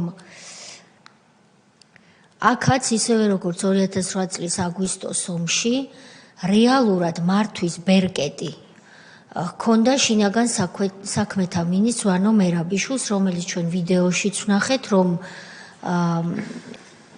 ითხოვს ორ გვამს. თქვენ ამბობთ, რომ მას ყავდა ემისარი, რომელიც მუხროვანიდან მას მიუტანდა ხოლმე ამბებს და შემდეგ ის ადგილზეც კი მივიდა. კი ბატონო. და რეალურად მან მართა პროცესები. ამ დროს სწორად გავიგე, ხო? კი ბატონო. ამ დროს სად არის თავდაცვის მინისტრი? ხომ არ გამოიკვეთა ეს პროცესი? როგორი რამეა, იცით, ეხლა მე თქვენ რასაც გესაუბრებით, ეს საკმაოდ ნათლად აჩანს სასამართლო მიმდინარეობის კრებსი. და იქ რა გამოიკვეთა? სად იყო ამ სასამართლოს მიმდინარეობის კრებსებიდან გამოიკვეთა ის, რომ თავდაცვის სამინისტროს მმართველობა გათიშული იყო, ის ცენტრალური მმართველობა, ის პირადი შემადგენლობა, რომელიც უშუალოდ დაქვემდებარებაში იყო იმ მაღალ ჩინოსნის, ჩემ წინაშე წამოდგა ესეთი კითხვა და მე ეს კითხვა დაუსვი სასამართლო პროცესის დროს, მიმდინარეობის დროს. სადაც გამოიკვეთა ის, რომ შინაგან საქმეთა სამინისტროს ხელმძღვანელობა მართავდა აღნიშნულ პროცესებს, მე ვკითხე ის, რომ თქვენ როგორც ხელმძღვანელი პირი, რომელსაც უშუალოდ ოპერატიულ დაქვემდებარებაში, არა მარტო, არამედ პირდაპირ დაქვემდებარებაში ყავთ აღნიშნული შენაერთი, თქვენ შემობრძანდით შენაერთში აღმოაჩინეთ ის, რომ თქვენი სიტყვით, რომ არასაწესდებო მართლობა მიდიოდა ის და რაღაცა საკითხები არ ესადაგებოდა ყოველდღიურ წესდებით გაწერილ თემატიკას, თქვენ როგორც ხელმძღვანელმა, რატომ იქვე არ მიიღეთ გადაწყვეტილება აღნიშნული ნაწილის ხელმძღვანელობა რატო არ გადააყენეთ თანამდებობიდან, რომლის უფლებამოსილება და ვალდებულება მას ჰქონდა და ხელმძღვანელობა რატომ არ დაიქვემდებარეთ თქვენ თავთან. და ამის შესახებ და საინტერესო იყო ის კრებსით შეტყობინება თავდაცვის სამინისტროში იმაზე, რომ მუხროვანის ბაზაზე იყო არა საწესდებო ქმედებები არ გაჟღერებულა. ინფორმაცია არ წასულა. რატომ რა გიპასუხა? აი ეგ ნუ მაგაზე იყო პასუხი ის, რომ არ იცოდა და მაგიტო ალბათ, არ ვიცი. ეს შინაგან საქმეთა სამინისტროს წარმომადგენელს კითხეთ? არა, ეს არის თავდაცვის სამინისტროს მაღალ ჩინოსანი, რომელსაც პირდაპირ ვალდებულება კითხეთ ჰქონდა. და არ ვიციო. როგორი რამეა, იცით, მართლობის ვერტიკალი რო ავიღოთ კონკრეტულ შენაერთში, რომელიც დაქვემდებარებაშია და აგერ გენერალი ბრძანდება აქ და პირები ბრძანდებით სამხედრო თემასთან ახლო მყოფი და ადმინისტრაციულ მართლობასთან შეტყობინება ქვევიდან მიდის ზევით მორიგესთან, მორიგე ვალდებულია, რომ მაკონტროლებელი ჩააყენოს ხელმძღვანელობა. რაც არ მომხდარა. აბსოლუტურად არ მომხდარა. მაგრამ მოხდა სხვანაირი შეტყობინება. მოხდა შეტყობინებაც მოხდა ტელევიზორიდან მოსახლეობა იგებს, რომ მუხროვანში ამბოხია, მუხროვანის პირადი შემადგენლობაც კი არ არის ინფორმირებული იმაში, რომ მათ ნაწილში ამბოხია, მეც ეღანაც გითხარით, ეროვნული გვარდიის შენაერთი იყო ნაწილში, რომელმაც გაიგო ტელევიზორიდან, რომ მათ ფანჯრის იქით თურმე ამბოხი ხდება მაგათთან. ეს გაიგო, ეს ყველაფერი სასამართლო პროცესზე ვლინდება. ჩემთვის ეს იყო არა მარტო გაუგონარი, არამედ წარმოუდგენელი. ბატონო კობა, 2009 წლის 26 მაისი არის პირველი 26 მაისი აგვისტოს ომის შემდეგ, რომელიც უნდა ეზეიმა სააკაშვილს და ქვეყანას, რომელსაც ის არაფრად აგდებდა. აზრთა სხვადასხვაობა, მსჯელობა ხომ არ იყო ამასთან დაკავშირებით, როცა თქვენ ბრძანეთ, რომ ოფიცრებს შესთავაზეს, აი ბევრი ტკივილის და ტრამვების მერე წაგებული ომის მერე, რომ 26 მაისში, პირველი 26 მაისი აგვისტოს ომის მერე მიიღე მონაწილეობა. და უბრალოდ საუბარი იყო და რა საუბარი იყო? არა, როგორი რამეა, იცით, მე თქვენ გეტყვით ახლა, როგორი საუბარი ის, რომ სამხედრო ნაწილში მოქმედი პირადი შემადგენლობა, რომელიც ფიცითაა შეკრული ქვეყნის წინაშე და ქვეყნის თავდაცვის უნარიანობაზე არის პასუხისმგებელი, მისი უმთავრესი ამოცანა არის ის, რომ ემსახუროს ქვეყანას და ემოცია არ იყოს მისი მმართველი და წარმმართველი. მაგრამ მე ამავე დროს გითხარით ის, რომ აღნიშნული პირადი შემადგენლობის ხელმძღვანელობა, ისევე როგორც სხვა ნაწილების, საბრძოლო ნაწილების ხელმძღვანელობები, საუბრობდნენ თავიანთ მორალურ მზაობაზე იმ პერიოდში, როდესაც მათი თანამებრძოლები და დაქვემდებარებული პირადი შემადგენლობა კვლავ უგზო-უკლოდ დაკარგულები არიან მათი მორალურ მზაობაზე, რომ რამდენად ექნებათ მათ მორალური მზაობა იმის და რამხელა ბარიერი უნდა გადალახონ იმისთვის თავიანთ მორალურ თემასთან დაკავშირებით, რომ 26 მაისს წარმოაჩინონ ქვეყანა არა როგორც თავლაბ დასხმული, არამედ როგორც ღირსეული სამშობლოს წარმომადგენელი. ამასთან დაკავშირებით იყო განხილვა. ამასთან დაკავშირებით და ამას დაარქვეს ამბოხი? აბსოლუტურად, მე ხო ამ ადამიანებთან კომუნიკაცია მქონდა და მაქვს კიდეც. მათი განცდა იმის, რომ რაღაცა წინააღმდეგობა ვიღაცისთვის გაეწიათ და ფაქტობრივად სამსახურეობრივი მოვალეობის შესრულების დროს თავის ემოციისთვის გაქანება მიეცათ, ამის განცდა არ ყოფილა. ბატონო კობა, შეიძლება სწორია თუ არა ასეთი ფორმულირება, შეიძლება თუ არა რომ ასეთი რამ ითქვას. გარკვეულმა ოფიცრებმა, იმიტომ რომ მათი თანამებრძოლები ჯერ კიდევ არ იყვნენ გადმოსვენებულნი, ან დღემდე უგზო-უკლოდ დაკარგული არიან დღემდეც კი, რომლებმაც იბრძოლეს ქვეყნისთვის, ნახეს რომ მორღვეული იყო მართვა, მორღვეული იყო ყველაფერი ის, რაც ომისთვის და ომში გამარჯვებისთვის ქვეყანას სჭირდება და რომ პოლიტიკური მართლობა არ იყო მოწოდების სიმაღლეზე. ნახეს რა ეს ყველაფერი თავის თვალით, იმ მომენტში, როდესაც მათ დაუძახეს, მიიწვიეს, მობრძანდი და 26 მაისს გარკვეულ პიარულ ღონისძიებაში მონაწილეობა მიიღეო, მათ ამასთან დაკავშირებით გამოთქვეს გარკვეული კითხვები. და ამას დაერქვა ამბოხი? მე ვერ გეტყვით, რომ კითხვები გამოთქვეს, უბრალოდ ასრთა გაცვლა გამოცვლა იყო თავის თანამებრძოლებთან ერთად. ისეთი რაღაცა, რომ მაგრამ ამასთან დაკავშირებით იყო, რომ ასეთი რაღაცა მომხდარი, ჩვენ ვართ იმ მდგომარეობაში, რაშიც ვართ. კი ბატონო. და როგორ მივდივართ და რას ვაკეთებთ? მორალური მზაობა რამდენად აგვაქვს? ზეიმში მონაწილეობის მორალური მზაობა. პირადი შემადგენლობა დავაყენოთ მწკრივში, ჩაუდგეთ სათავეში, როცა მათი თანამებრძოლების გზაკვალი ჯერ კიდევ არ ვიცით და პასუხ გაუწევთ. და ეს აღიქვა პოლიტიკურმა ხელმძღვანელობამ წინააღმდეგობად? სხვა განცდა მე ამ ურთიერთობიდან გამომდინარე, მე არ მქონია ამათთან ურთიერთობის შემდეგ.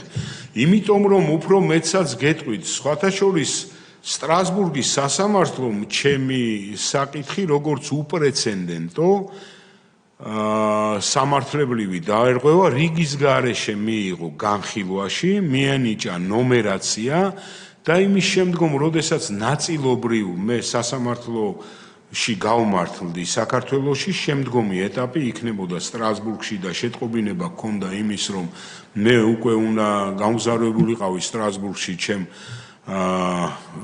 რწმუნებულთან ერთად, ადვოკატთან ერთად, აღმოჩნდა და არ მომეწონა, როდესაც ვკითხულობდი, რომ პირველი ფურცელი იყო ინტერპრეტირება ჩემი სარჩელის იყო ის, რომ გენერალი კობალაძე საქართველოს წინააღმდეგ. მე ეს არ მომეწონა და ჩემ ადვოკატს ვკითხე, რომ იქნებ შევცვალოთ მეთქი და არ შეიძლება ფორმა არის ესეთი სამართლებრივი, რომ სტრასბურგის სასამართლო განიხილავს სახელმწიფოს წინააღმდეგ მოქალაქეს საკითხს, რომელმაც სამართალი ვერ იპოვა თავის ქვეყანაში.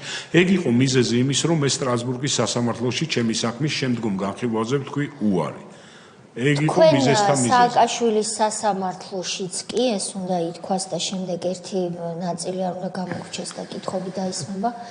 სააკაშვილის სასამართლოშიც კი შეძელით, იმდენად შავით თეთრზე იყო ბრალდება შერაცხული უსაფუძვლოდ, რომ გამართლებულიყავით. რაში გამართლდით და რა ბრალდება დაგრჩათ?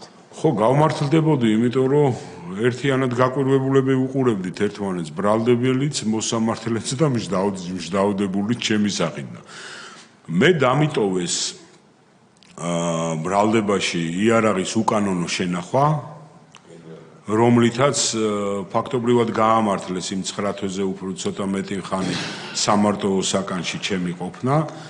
მანამდე იყო ჩამოსული სხვადასხვა არასამთავრობო ორგანიზაციის წარმომადგენლები, რომლებიც ადგილზე გაეცნენ იმ პირობებს, რომელშიც მე ვიყავი და დასკვნა გაკეთებული ის, რომ ამ პირობებში ადამიანის ყოფნა ნიშნავს ყოველდღიურ მასზე განხორციელებულ წამებას, მაგრამ ესეც არაფერი არ არის, კიდე გეუბნებით, ყველაზე დიდი ჩემთვის დატვირთვა იყო ჩემი შვილების იმედგაცრუება, რომ არ ქონოდა ჩემ შვილებს ქვეყნის და სამშობლოს წინაშე მიმართ.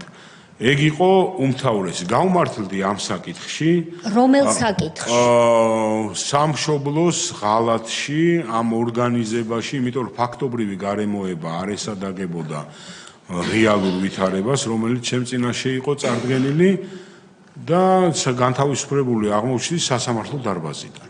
ესე იგი გენერალი, რომელსაც უამრავი დამსახურება ჰქონდა და აქვს სამშობლოს წინაშე, დააბრალეს, რომ მან უღალატა სამშობლოს, ამ სიტყვების წარმოთქმაც კი ურთულესი არ ამს თუ ამის გაფიქრება და შემდეგ თვითონვე მიხვდნენ, რომ უბრალოდ საქმე თავს ვერ იჭერდა და თვითონვე გაგამართლეს, ანუ თქვეს, რომ თქვენ თურმე სამშობლოს ღალატი არ ჩაგიდენიათო. ბოდიში თუ მოგიხადათ დღემდე ვინმე?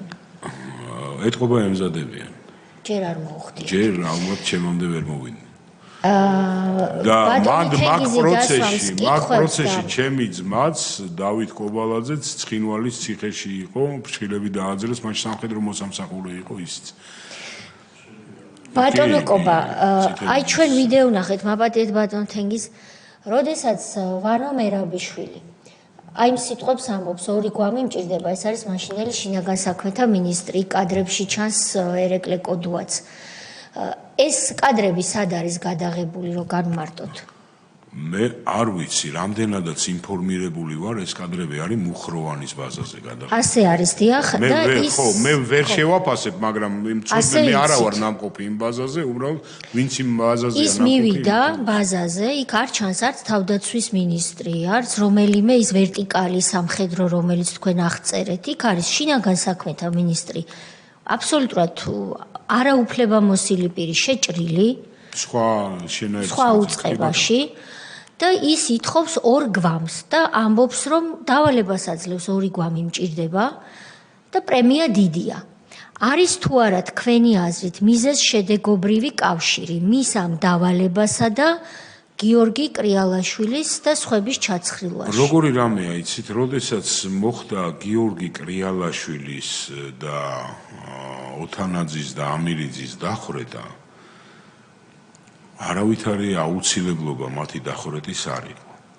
იმიტომ რომ ეს დახვრეტა რამდენადაც ვიცი განხორციელდა გლდანის რაიონში, როდესაც მძღოლმა და მძღოლის თანამეგზურმა მიატოვეს აღნიშნული სატრანსპორტო საშუალება და წინააღმდეგობის გაწევის საშიშროება ამ სამი პირისგან არაფერი არ იყო პირიქით.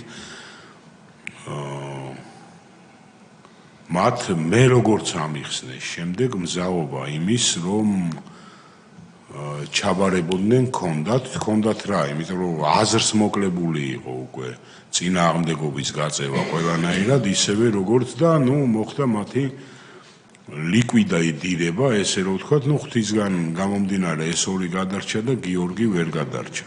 პლუს ამას სამხედრო ნაწილის მარტო ბენეფიციარ იყო ის შინაგან საქმეთა მინისტრის ბენეფიციარი იყო. მუხროვანზე მე კადრებში მაქვს ნანახი, როდესაც პირად შემადგენლობას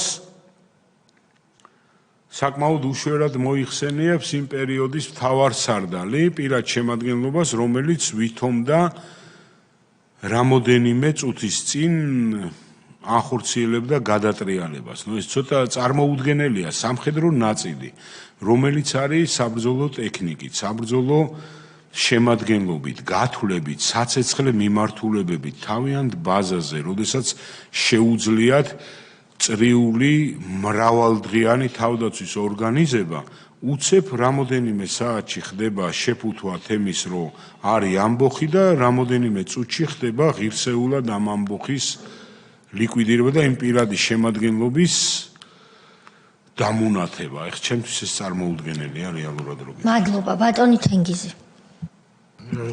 აი ამ თემის გაგზავნილ პირველ რიგში მოგესალმებით და მადლობა გემშით რომ აქ ხართ და ამ განმარტებებს იძლებით, იმიტომ რომ კომპეტენციაც დიდია და თან უშუალო მონაწილე ხართ ამ საქმეების. ეს თქვენი სასამართლო პროცესი, ღია პროცესი იყო? თუ კი. ამიტომ მინდა შემდეგი კითხვა დაგისვით, იმიტომ რომ უკვე საზოგადოებისთვის ცნობილია ყოველ შემთხვევაში ღია პროცესი იყო.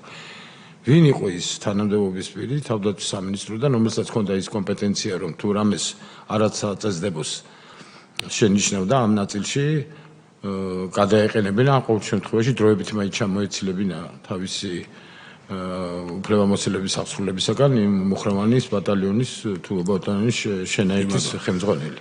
იმდენად ნაირსახეობა იყო პირობის, რომ მე სიმართლე რო გითხრათ, არ მახსოვს იმის გვარი და სახელი. სიმართლე რო გითხრათ, უბრალოდ არის კრებსებში, საქმეში და სასამართლო საქმეებში ფიგურირებს ეს კაცი. კი, აუცილებლად დაკითხვის თემა იყო, სასამართლო საქმეებში ფიგურირებს ის და საკმაოდ აქტიურად ფიგურირებს, ისევე როგორც მოწმეების მრავალფეროვნება, ბრალდების მხარის მოწმეების მრავალფეროვნება. არ მახსოვს კიდევ ერთი გვარი, რომელსაც თქონდა თურმე მითითება, რომ კავკასიონზე უნდა გადასულიყო ფეხით. მეორე მხარეს, რუსეთის მხარეს აეღო 64 მილიონი დოლარი თუ არ ვცდები ზურგჩანთით და ფეხით გადმოეტანა უკან ამბოხებულებისთვის.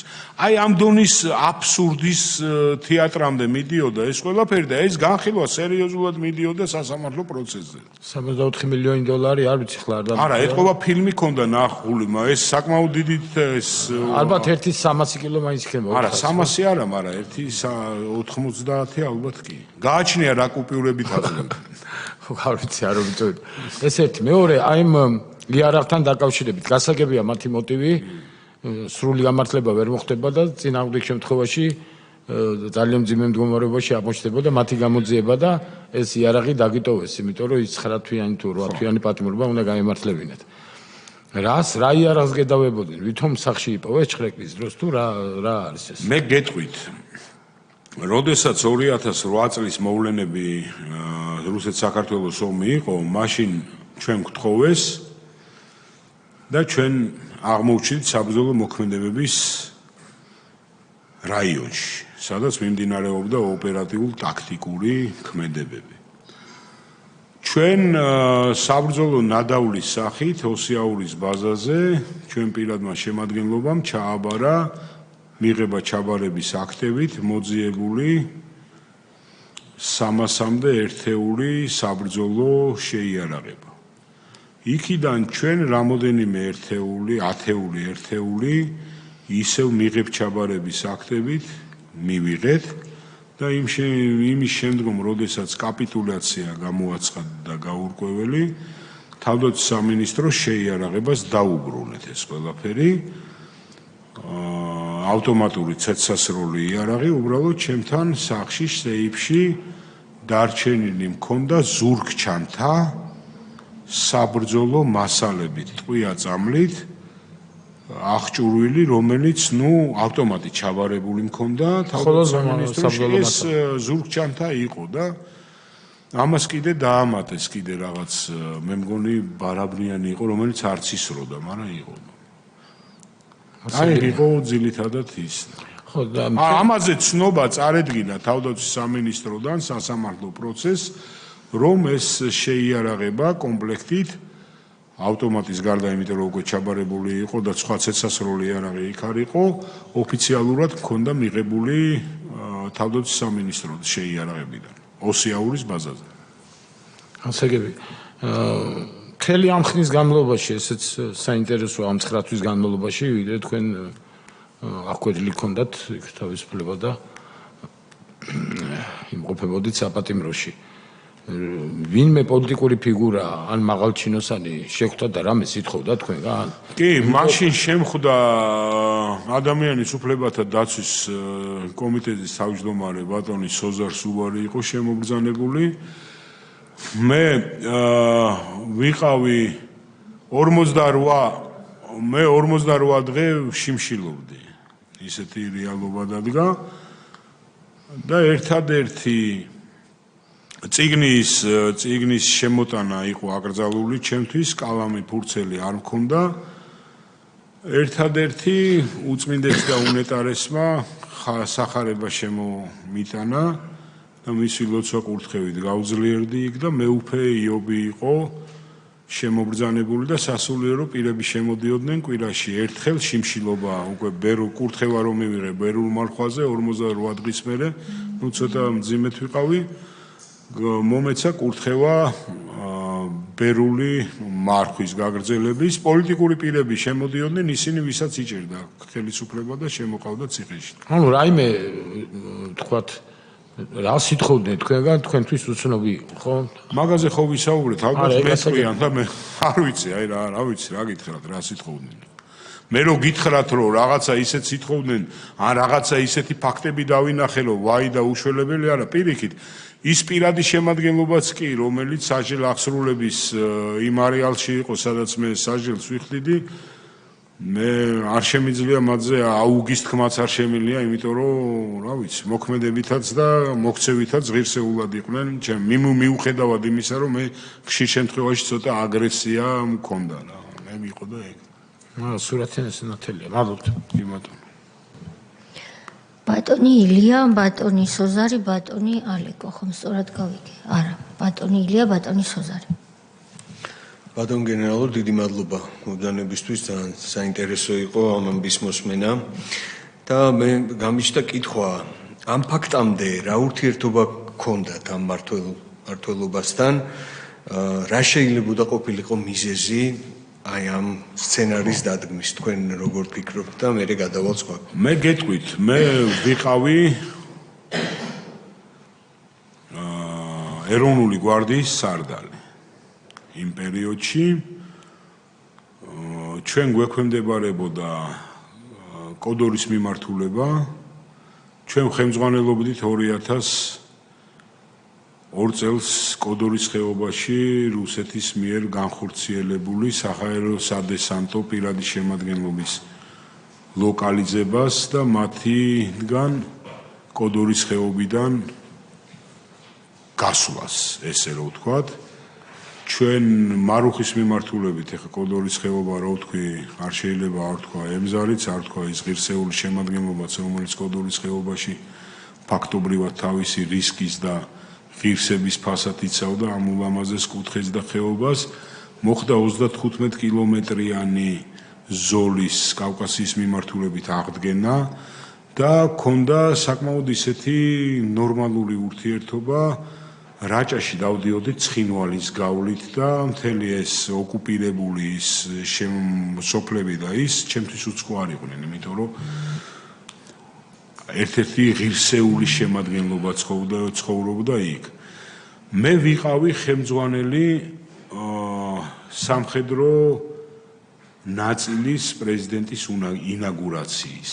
არა მარტო აქ, არამედ აჭარაში მისი თხოვნით ფაქტობრივად ჩავედით და იქ პრეზიდენტის ინაგურაციის პირველი ეტაპი გავაკეთეთ და წარმატებით. ამაში თანადგომა იყო ასლან აბაშიძისიც, მე ცოდვას ვერ ვიტყვი. რაზეც მადლობაც მქონდა მიღებული მისი და ის პრეზიდენტის იმ პერიოდის, მე თბილისში ვიყავით ამ ინაგურაციის სამხედრო შემადგენლის ხელმძღვანელები და მე მოხდა რაღაც ურთიერთობა იმის, როდესაც რაღაც შეთავაზებები იყო, მაგრამ ჩემი მორალური მდგომარეობა არ მაძლევდა იმის შესაძლებლობას, რომ გამეგრძელებინა სამხედრო სამსახური, იმიტომ რომ იწერებოდა, დაიწყო შავი პიარის აგორება ჩემ წინააღმდეგ და მაშინ პირდაპირ ვთქვი მე ის, რომ თუ მე ვარ რაღაცაში კითხვის ნიშნით ქვეშ დაყენებული, სასამართლო არის ეს უზენაესი თემა, სადაც მე სასამართლოს მივმართავ და სასამართლო დაადგენს იმსჯელებს თუ იმ შემთხვევაში მე მაქვს თუ არა დანაშაული ჩადენილი. სასამართლომ გამამართლა მე ამ იმაში, მაგრამ მე აღარ ვისურვე უკვე სამხედრო სავალდებულო სამსახურის გაგრძელება. რამაც გამოიწვია კონფლიქტი იმაში, რომ შენ თუ არ იქნები ჩვენთან, შენ იქნები ჩვენ წინააღმდეგ და ამისი ბევრი წერტილებით და მე ცოტა აგრესიული ვარ მაგ მიმართულებით და ამან გააგრძელდა ეს ყველა. გასაგებია და ჩვენ არაერთი საქმე მოვისმინეთ იმ სამხედროების გარდაცვალების ისტორიები მოვისმინეთ, რომლებიც ესე ვთქვათ არ აწყობდა დომის მერე, აჭარაში ერთ-ერთი სამხედრო დახვრიტეს პირდაპირ. ღირსეული ოფიცერი იყო ის საკმაოდ. დიახ.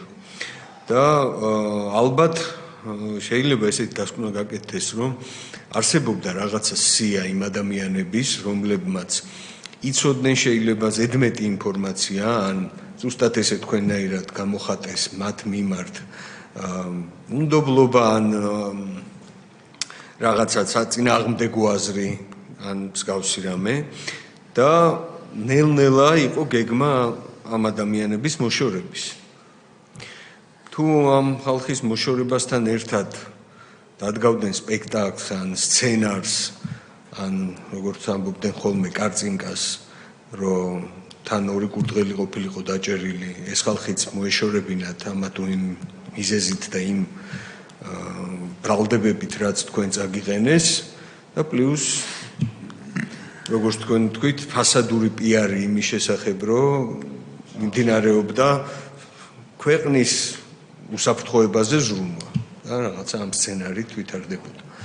ვფიქრობ ალბათ ესე ქონდათ. ხო, მე სიაზე ვერაფერს ვერ გეტყვით, მაგრამ ჩემი ბედის ამბავი რო ვიცი, ერთ-ერთი პირველი ვეწერებოდი ალბათ შიგნით. ფაქტია ხო, რომ მერთმა გადაგარჩინა ცოცხალი და ჯანმრთელობა მინდა გისურვოთ. მე მინდა თანაგრძნობა უთხრა ყველა იმ ოჯახის მესვეურებს, რომლებიც შვილებიც ვერ გადაურჩნენ ამ თემას და მოზიარე ვარ მათი ტრაგედიის თითეული მათგანის. იმიტომ რომ ძალიან მარტივია მსჯელობა რაღაცაზე, მაგრამ განცდა თვითონ იმ ყველაფრის რაც გადავიდა, ეს არ არის მარტივი, მით უმეტეს მე ნებსით უნებლიეთ დაუბრუნდი ჩემ ოჯახს, მაგრამ არიან ადამიანები, ვინც ვერ დაუბრუნდა თავის ოჯახებს, არა მარტო ამ ვაკხანალის პერიოდში, არამედ საომარი მოქმედებების დროსაც კი. ეგ იყო მთავარი. და დღეს განსაკუთრებით ამ სხდომის კონტექსტში, იმიტომ რომ ეს სხდომა სწორედ იმ ეგრეთ წოდებული ამბოხის თემას ეძღვნება, პირველ რიგში სწორედ გიორგი კრიალაშვილი უნდა აღინიშნოს, გიორგი იყო ერთ-ერთი ღირსეული ოფიცერი, რომელიც ვანო მერაბიშვილის დავალებას ორი გვამი მომიტანეთ, აი ამას შეეწირა. ასე ექცეოდნენ მაშინ სამხედროებს და დღეს აქვთ კიდევ მორალური უფლება ასე ჰქონიათ ისაუბრონ ჯარზე, ჯარისკაცზე და გმირებზე. ბატონმა ილიამ თუ ამოწურა კითხვები? დიახ, თქვენ კოდორის ხეობისთან გამოსვლასაც შეეხეთ, ესეც საინტერესო თემა არის, მაგრამ რა თქმა უნდა დღეს ჩვენ მაინც უხროვანის ამბოხს ვიხილავთ, მაგრამ ის თემაც ალბათ თქვენი მხრიდან შეფასებად საინტერესო იქნებოდა. რა პროცესების გავლა მოგიწიათ, როგორ იყო ეს დატოვება იქაურობის? არა, ჩვენ არ დაგვიტოვია კოდორის ხეობა პირიქით, ჩვენ კოდორის ხეობაში საკმაოდ ღირსეული ფურცლები შევმატეთ საქართველოს სამინისტროს, კი, კოდორის ხეობა ეს არის, ну, რა ვიცი, როგორ გითხრათ, ეს არის ერთ-ერთი ულამაზესი და უძლიერესი ხალხით დაკომპლექტებული კუთხე, ისევე როგორც არის სამაჩაბლო.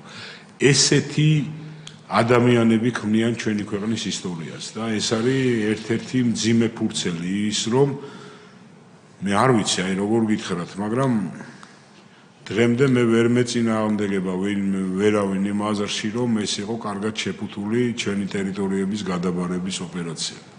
სამწუხაროდ ეგრეა. სამწუხაროდ. მე ეგრე ვთვლია. ეგ არის ჩემი აზრი. მადლობა ბატონო. და ღირსება შეგვინარჩუნა ზუსტად იმ გულანთებულმა მებრძოლმა შემადგენლობამ, რომელშიც იყო ყივილი ჩვენი გენეტიკის. და ღმერთმა სასუქებელი დაუგვიდროს თითოეულ მათგანს. ამინ. მადლობა. გაიხარ. ბატონი სოზარი და ცოტა უნდა ვიჩქაროთ კოლეგებო, შემდეგ ბატონი ალუდა. კი ბატონო. დიდი მადლობა ბატონო გოგბა, მისთვის რომ ჩვენთან ხართ და იმისთვის რაც გიკეთებიათ მთელი თქვენი ცხოვრება მართლა საქართველოსთვის და პირადად ვარ მომსრეგნებავთ კოდორის ხეობაში, გნებავთ სოხუმში თქვენი თავდადების და ლეგენდები დღემდე სოცხალია და რაც გიკეთებიათ თუნდაც 2012 წელს რიდან მოყოლებული პოლიტიკაში და რასაც დღეს აკეთებთ ვეტერანებისთვის. ეხლა გადავალ საქმეზე. ესე იგი მართლა ყველა საფუძველი გვაქვს ვივარაუდოთ, რომ მიზეზ შედეგობრივი კავშირი 2008 წლის ომში დამარცხებიდან გამომდინარე ხელისუფლების მაშინდელი უთავბოლო ქცევის, სამარცხვინო გაქცევის თავარსარდლის და ასე შემდეგ და შემდეგ ამ მოგონილი ამბობს შორის ხედავ მე პირადად, იმიტომ რომ რაღაცეთ გადაფარვა უნდათ. მაინც რომ დავაზუსტოთ აი ამბობთან დაკავშირებით, ხო ამბოხებას აქვს თავისი რაღაცა ფორმები. ერთი ტყვია გავარდა? ზუსტად მაგაზეა სოზარბატონო საუბარი, რომ მე ასე თუ ისე რაღაცა მცირედი განათლება მაქვს ამ კუთხით მიღებული, ამბოხის კუთხით არა. მოქმედების სპეციფიკიდან გამომდინარე, შენაერთი ამა თუ იმ მდგომარეობაში რას აკეთებს. ასევე ვართ ისტორიით გაცნობილი დაუმორჩილებლობის ფაქტებს და იმას და ამას. შედეგობრივი კავშირი აბსოლუტურად აცილებული იყო იმ სურვილთან და იმ სცენართან, რომელიც იყო მონახაზში და ამიტომ რა ვიცი, არა, არც ტყვია გავარდა, როდესაც ეს უდანაშაულო კაცები დახრიტეს. დანარჩენი ეს წინააღმდეგობის გაწევის, იმიტომ რომ როდესაც სასამართლო პროცესზე გესმის ბრალდების მხარის იმ წინადადება იმაზე და პოზიცია, რომ ტანკი იყო უზრუნველყოფილი საწვავით, აღჭურვილი საბრძოლო ეკიპირებით, ჭურვებით და იყო ლოგიკური ვარაუდი იმის, რომ ეს ტანკი დაიძრებოდა თბილისის. მაგრამ ტელევიზიიდან იმ დღეებში ვისმენდით, რომ ტანკები იყო დაქოქილი და აი უნდა სოზარბატონო სასამართლოზე დადასტურდა თუ არა დაქოქილი. სოზარბატონო სამხედრო ნაწილში თუ არ დაიქოკა ტექნიკა, თუ არ გაასუფთავდა. იმ მომენტში იყო თუ არ ავტომატი ყოველდღიური მე წეგანაც რომ დავიწყეთ საუბარი, სამხედრო ნაწილის ყოველდღიური ცხოვრების რუტინა ტექნიკის დაქოქვა, ავტომატის გაწმენდა, ყოველდღიური გეგმის შესრულება. ტანკს არ დაუტოვია ტერიტორია, საბრძოლო ტექნიკა არ გამოსულა, მარში მუხროვანი თბილისის მიმართულებით შეიარაღებული პირადი შემადგენლობის მიერ განხორციელებული არ იყო. ბაზა დაკეტილი არ იყო, რომ უცხო პირები, შესაბამისად უფლებამოსილ პირებს შეზღუდვოდათ იქ შესვლა და კითხვა-პასუხის მიღება. მე საიდან გავჩდი იქ ერთ-ერთი გვარი არ მახსოვს უკაცრავად თქვენ რომ მითხარით ის მაღალ ჩინოსანს ეკითხებით აგერ ზის კობალაძე და რატოზის შტაბთან რომ გამოვედიო იმდენად გამაგრდა იქაურობად რომ მე ვივარაუდე რომ კობალაძე უნდა ყოფილიყო იქ იმიტომ რომ დაცვა გამაგრდა და ახლა დასაცველი მე იქ ვიყავით. მეორე თემა მე ვკითხე ეგ სხვათა შორის თქვენი კითხვის გაგრძელება საიდან წარმოგეშვათ ვარაუდი იმის რომ ეს აღნიშნული საბრძოლო ტექნიკა თბილისისკენ მოემართებოდა. აი ვივარაუდეთ, მე ვთხარი ვარაუდის საფუძველი რა არის? სულ მცირე ხო უნდა ქონოდა რაღაც ტრაფარეტი მაინც ტანკს რომ მუხროვანი თბილისი. არ ქონდა არც ეგ და აი როგორ აგაქვთ ეს ვარაუდი, ვერ გავიგე. აი ეგ თემა იყო. ტექნიკა არ დაძრულა, ტყვია არ გამოსროლილა, წინააღმდეგობა მისულ უფლებამოსილ პირებთან არ გაწეულა, პირიქით ის რა ქვია უმაღლესი მთავარსარდალი რომ მოვიდა ორგანიზებულად გამოიყვანეს პირადი შემადგენლობა მოეწყო ლანძღეს ის ჯარისკაცები და დამთავრდა მაგით. აი ეს იყო თემა. შემდეგ ჩვენმა პოლიტიკურმა მოწინააღმდეგეებმა პიარი რომ ამ ტრაფარეტზე რა აწყობ ეს რომ გამოვირიცხოთ ყველა თქვენ რასაც ამბობთ ყველაფრიდან ჩანს რომ არანაირი ნიშანი ამბოხების არ იყო და ამით დავამთავრე. ჩემი გადმოსახედიდან სოზარბატონო მე რა მიზეზითაც აღმოჩნდი იქ იქ ციხეში ამ საბრალდებო სცენარში მე არ მაქვს საფუძველი რომ მით უმეტეს კომუნიკაცია ბრალდებლებთან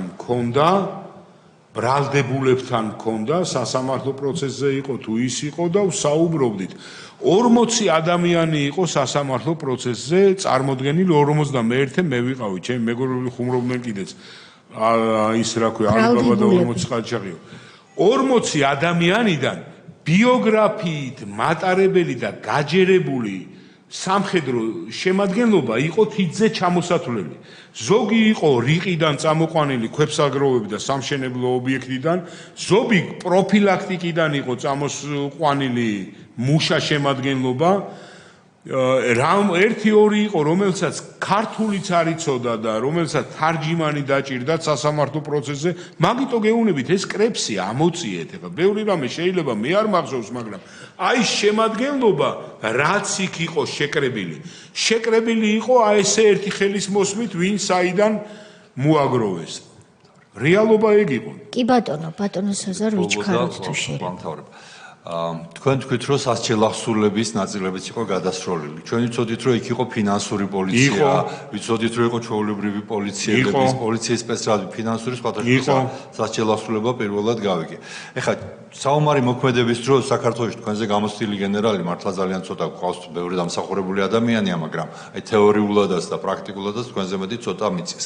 არსებობს მაგალითად სატანკო ნაწილი, артиლერია, ქვეითები, ავიაცია, კავშირგაბმულობა, ყველა ესენი თუ არ არიან შეთანხმებული, თუ არა აქვთ გავლილი საერთო სწავლებები, შანსი იმისი რომ წარმატებული იყოს ოპერაცია, რომ მსხვერპლი იყოს მინიმუმი, ძალიან მაღალია. მით უმეტეს, როდესაც აქ მოდის სასჯელახსურლების სპეცრაზმი თუ ბადრაგი, რომლის მოვალეობა ერთის ციხეში წესრიგის დამყარება, მეორის ბადრაგირება, ვთქვათ, პატიმრის, ფინანსური პოლიცია, რომელიც კონტრაბანდას შეიძლება ებრძოდეს ან რა ვიცი, უკანონო შემოსვლას ქვეყანაში რაღაც ტვირთის, აი აბსოლუტურად ერთმანეთთან შეუკავშირებელი. ამოცანაც რო არ გაუვლია, მზადება არ გაუვლია და არასდროს ერთად არ უმუშავიათ. აი რამდენად შეიძლება ყოფილიყო ასეთი საომარი მოქმედებები წარმატების მომტანი და იყო თუ არა მართლა დიდი მოლოდინი, რომ არ მინდა შეგნებული სიტყვა ვიხმარო, დიდი მოლოდინი, რომ ამ შემთხვევაში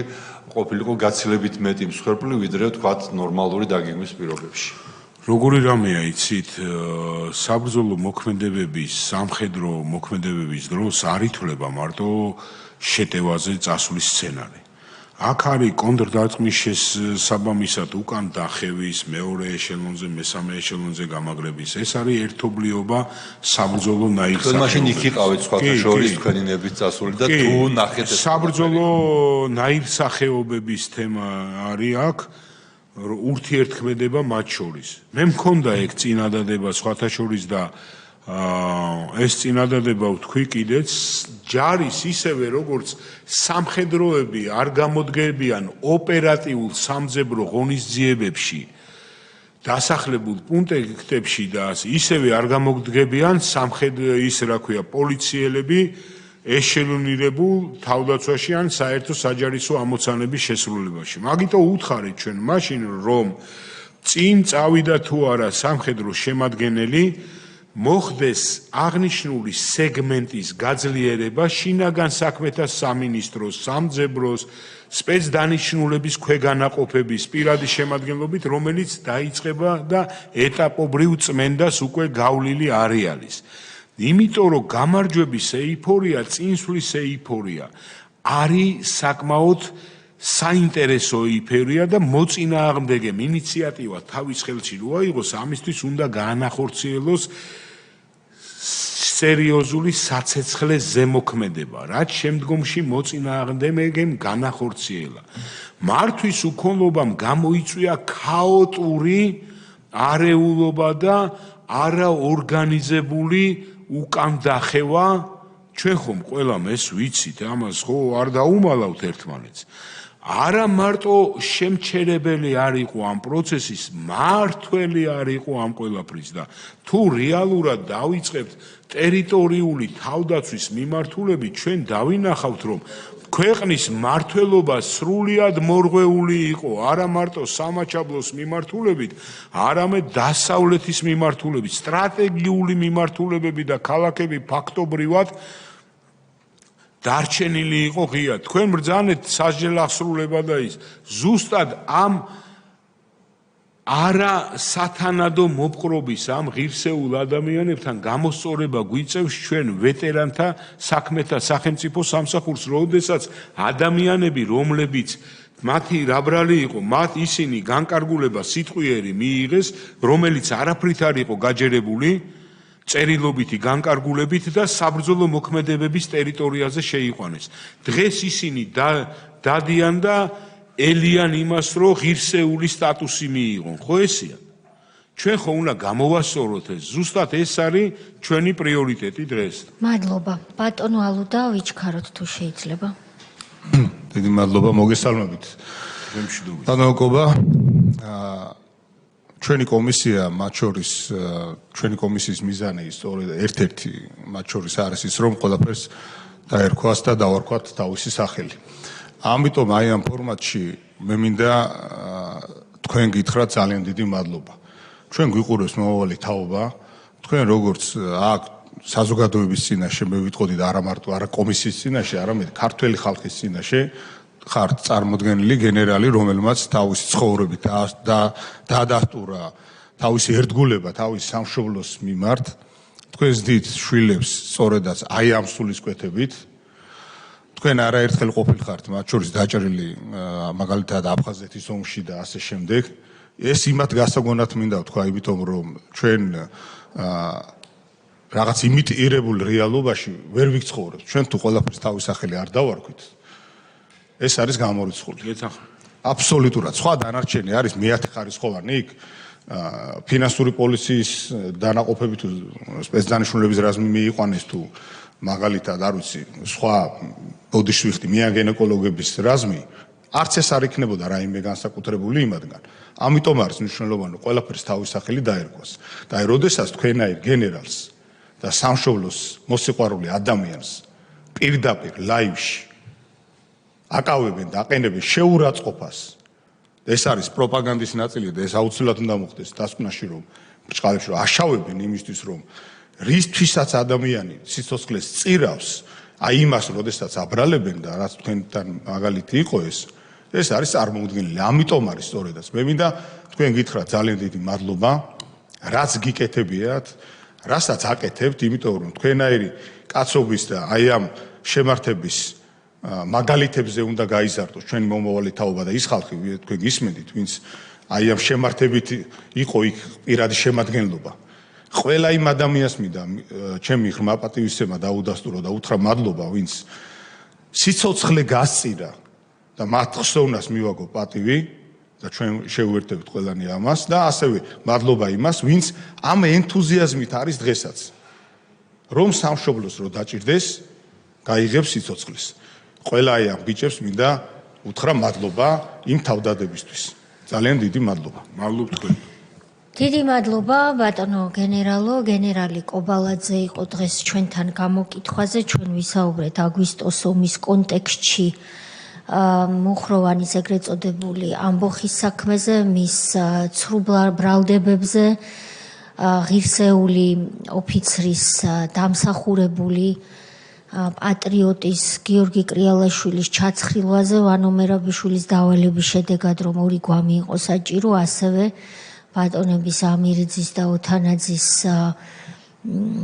დახვრეტაზე და ისინი ღვთისმადლით გადარჩნენ. ჩვენ იმედს ვიტოვებთ, რომ შევძლებთ თქვენთან მუშაობის გაგრძელებას იმისთვის, რომ კიდევ უკეთ წარმოვაჩინოთ და რაც მთავარია, უფრო ობიექტურად, ვიდრე შეიძლება ეს ერთი მოსმენის შედეგად ადამიანმა შეიქმნა შთაბეჭდილება, ანუ ფაქტებზე დაფუძნებულად დასკვნაში აისახოს ის, რა დასკვნაც მე დღეს გამოვიტანეთ თქვენი მოსმენის შედეგად, რომ მუხროვანის ეგრეთ წოდებული ამბოხი სააკაშვილს და ივანო მერაბიშვილს დაჭირდათ 2008 წლის აგვისტოს ომის შედეგების, სავალალო შედეგების გადასაფარად და დასაჯეს ოფიცრები იმისთვის, რომ მათ კითხვა დასვეს, რომ რამდენად გვაქვს მორალური ძალა იმისთვის, რომ 26 მაისი ვიზეიმოთ, მაშინ როდესაც ჩვენი თანამებრძოლები ჯერ კიდევ ბრძოლის ველიდან გამოსვენებულები არ არიანო.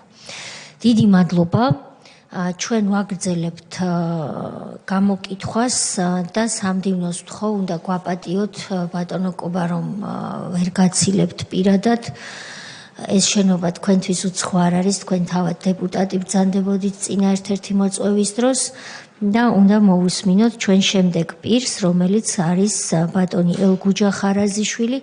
ის არ არის სამხედრო პირი, მაგრამ თქვენსავით ერთ-ერთი მებრძოლი ჩვენი ქვეყნის ტერიტორიული მთლიანობისთვის ჩორჩანის მკვიდრი.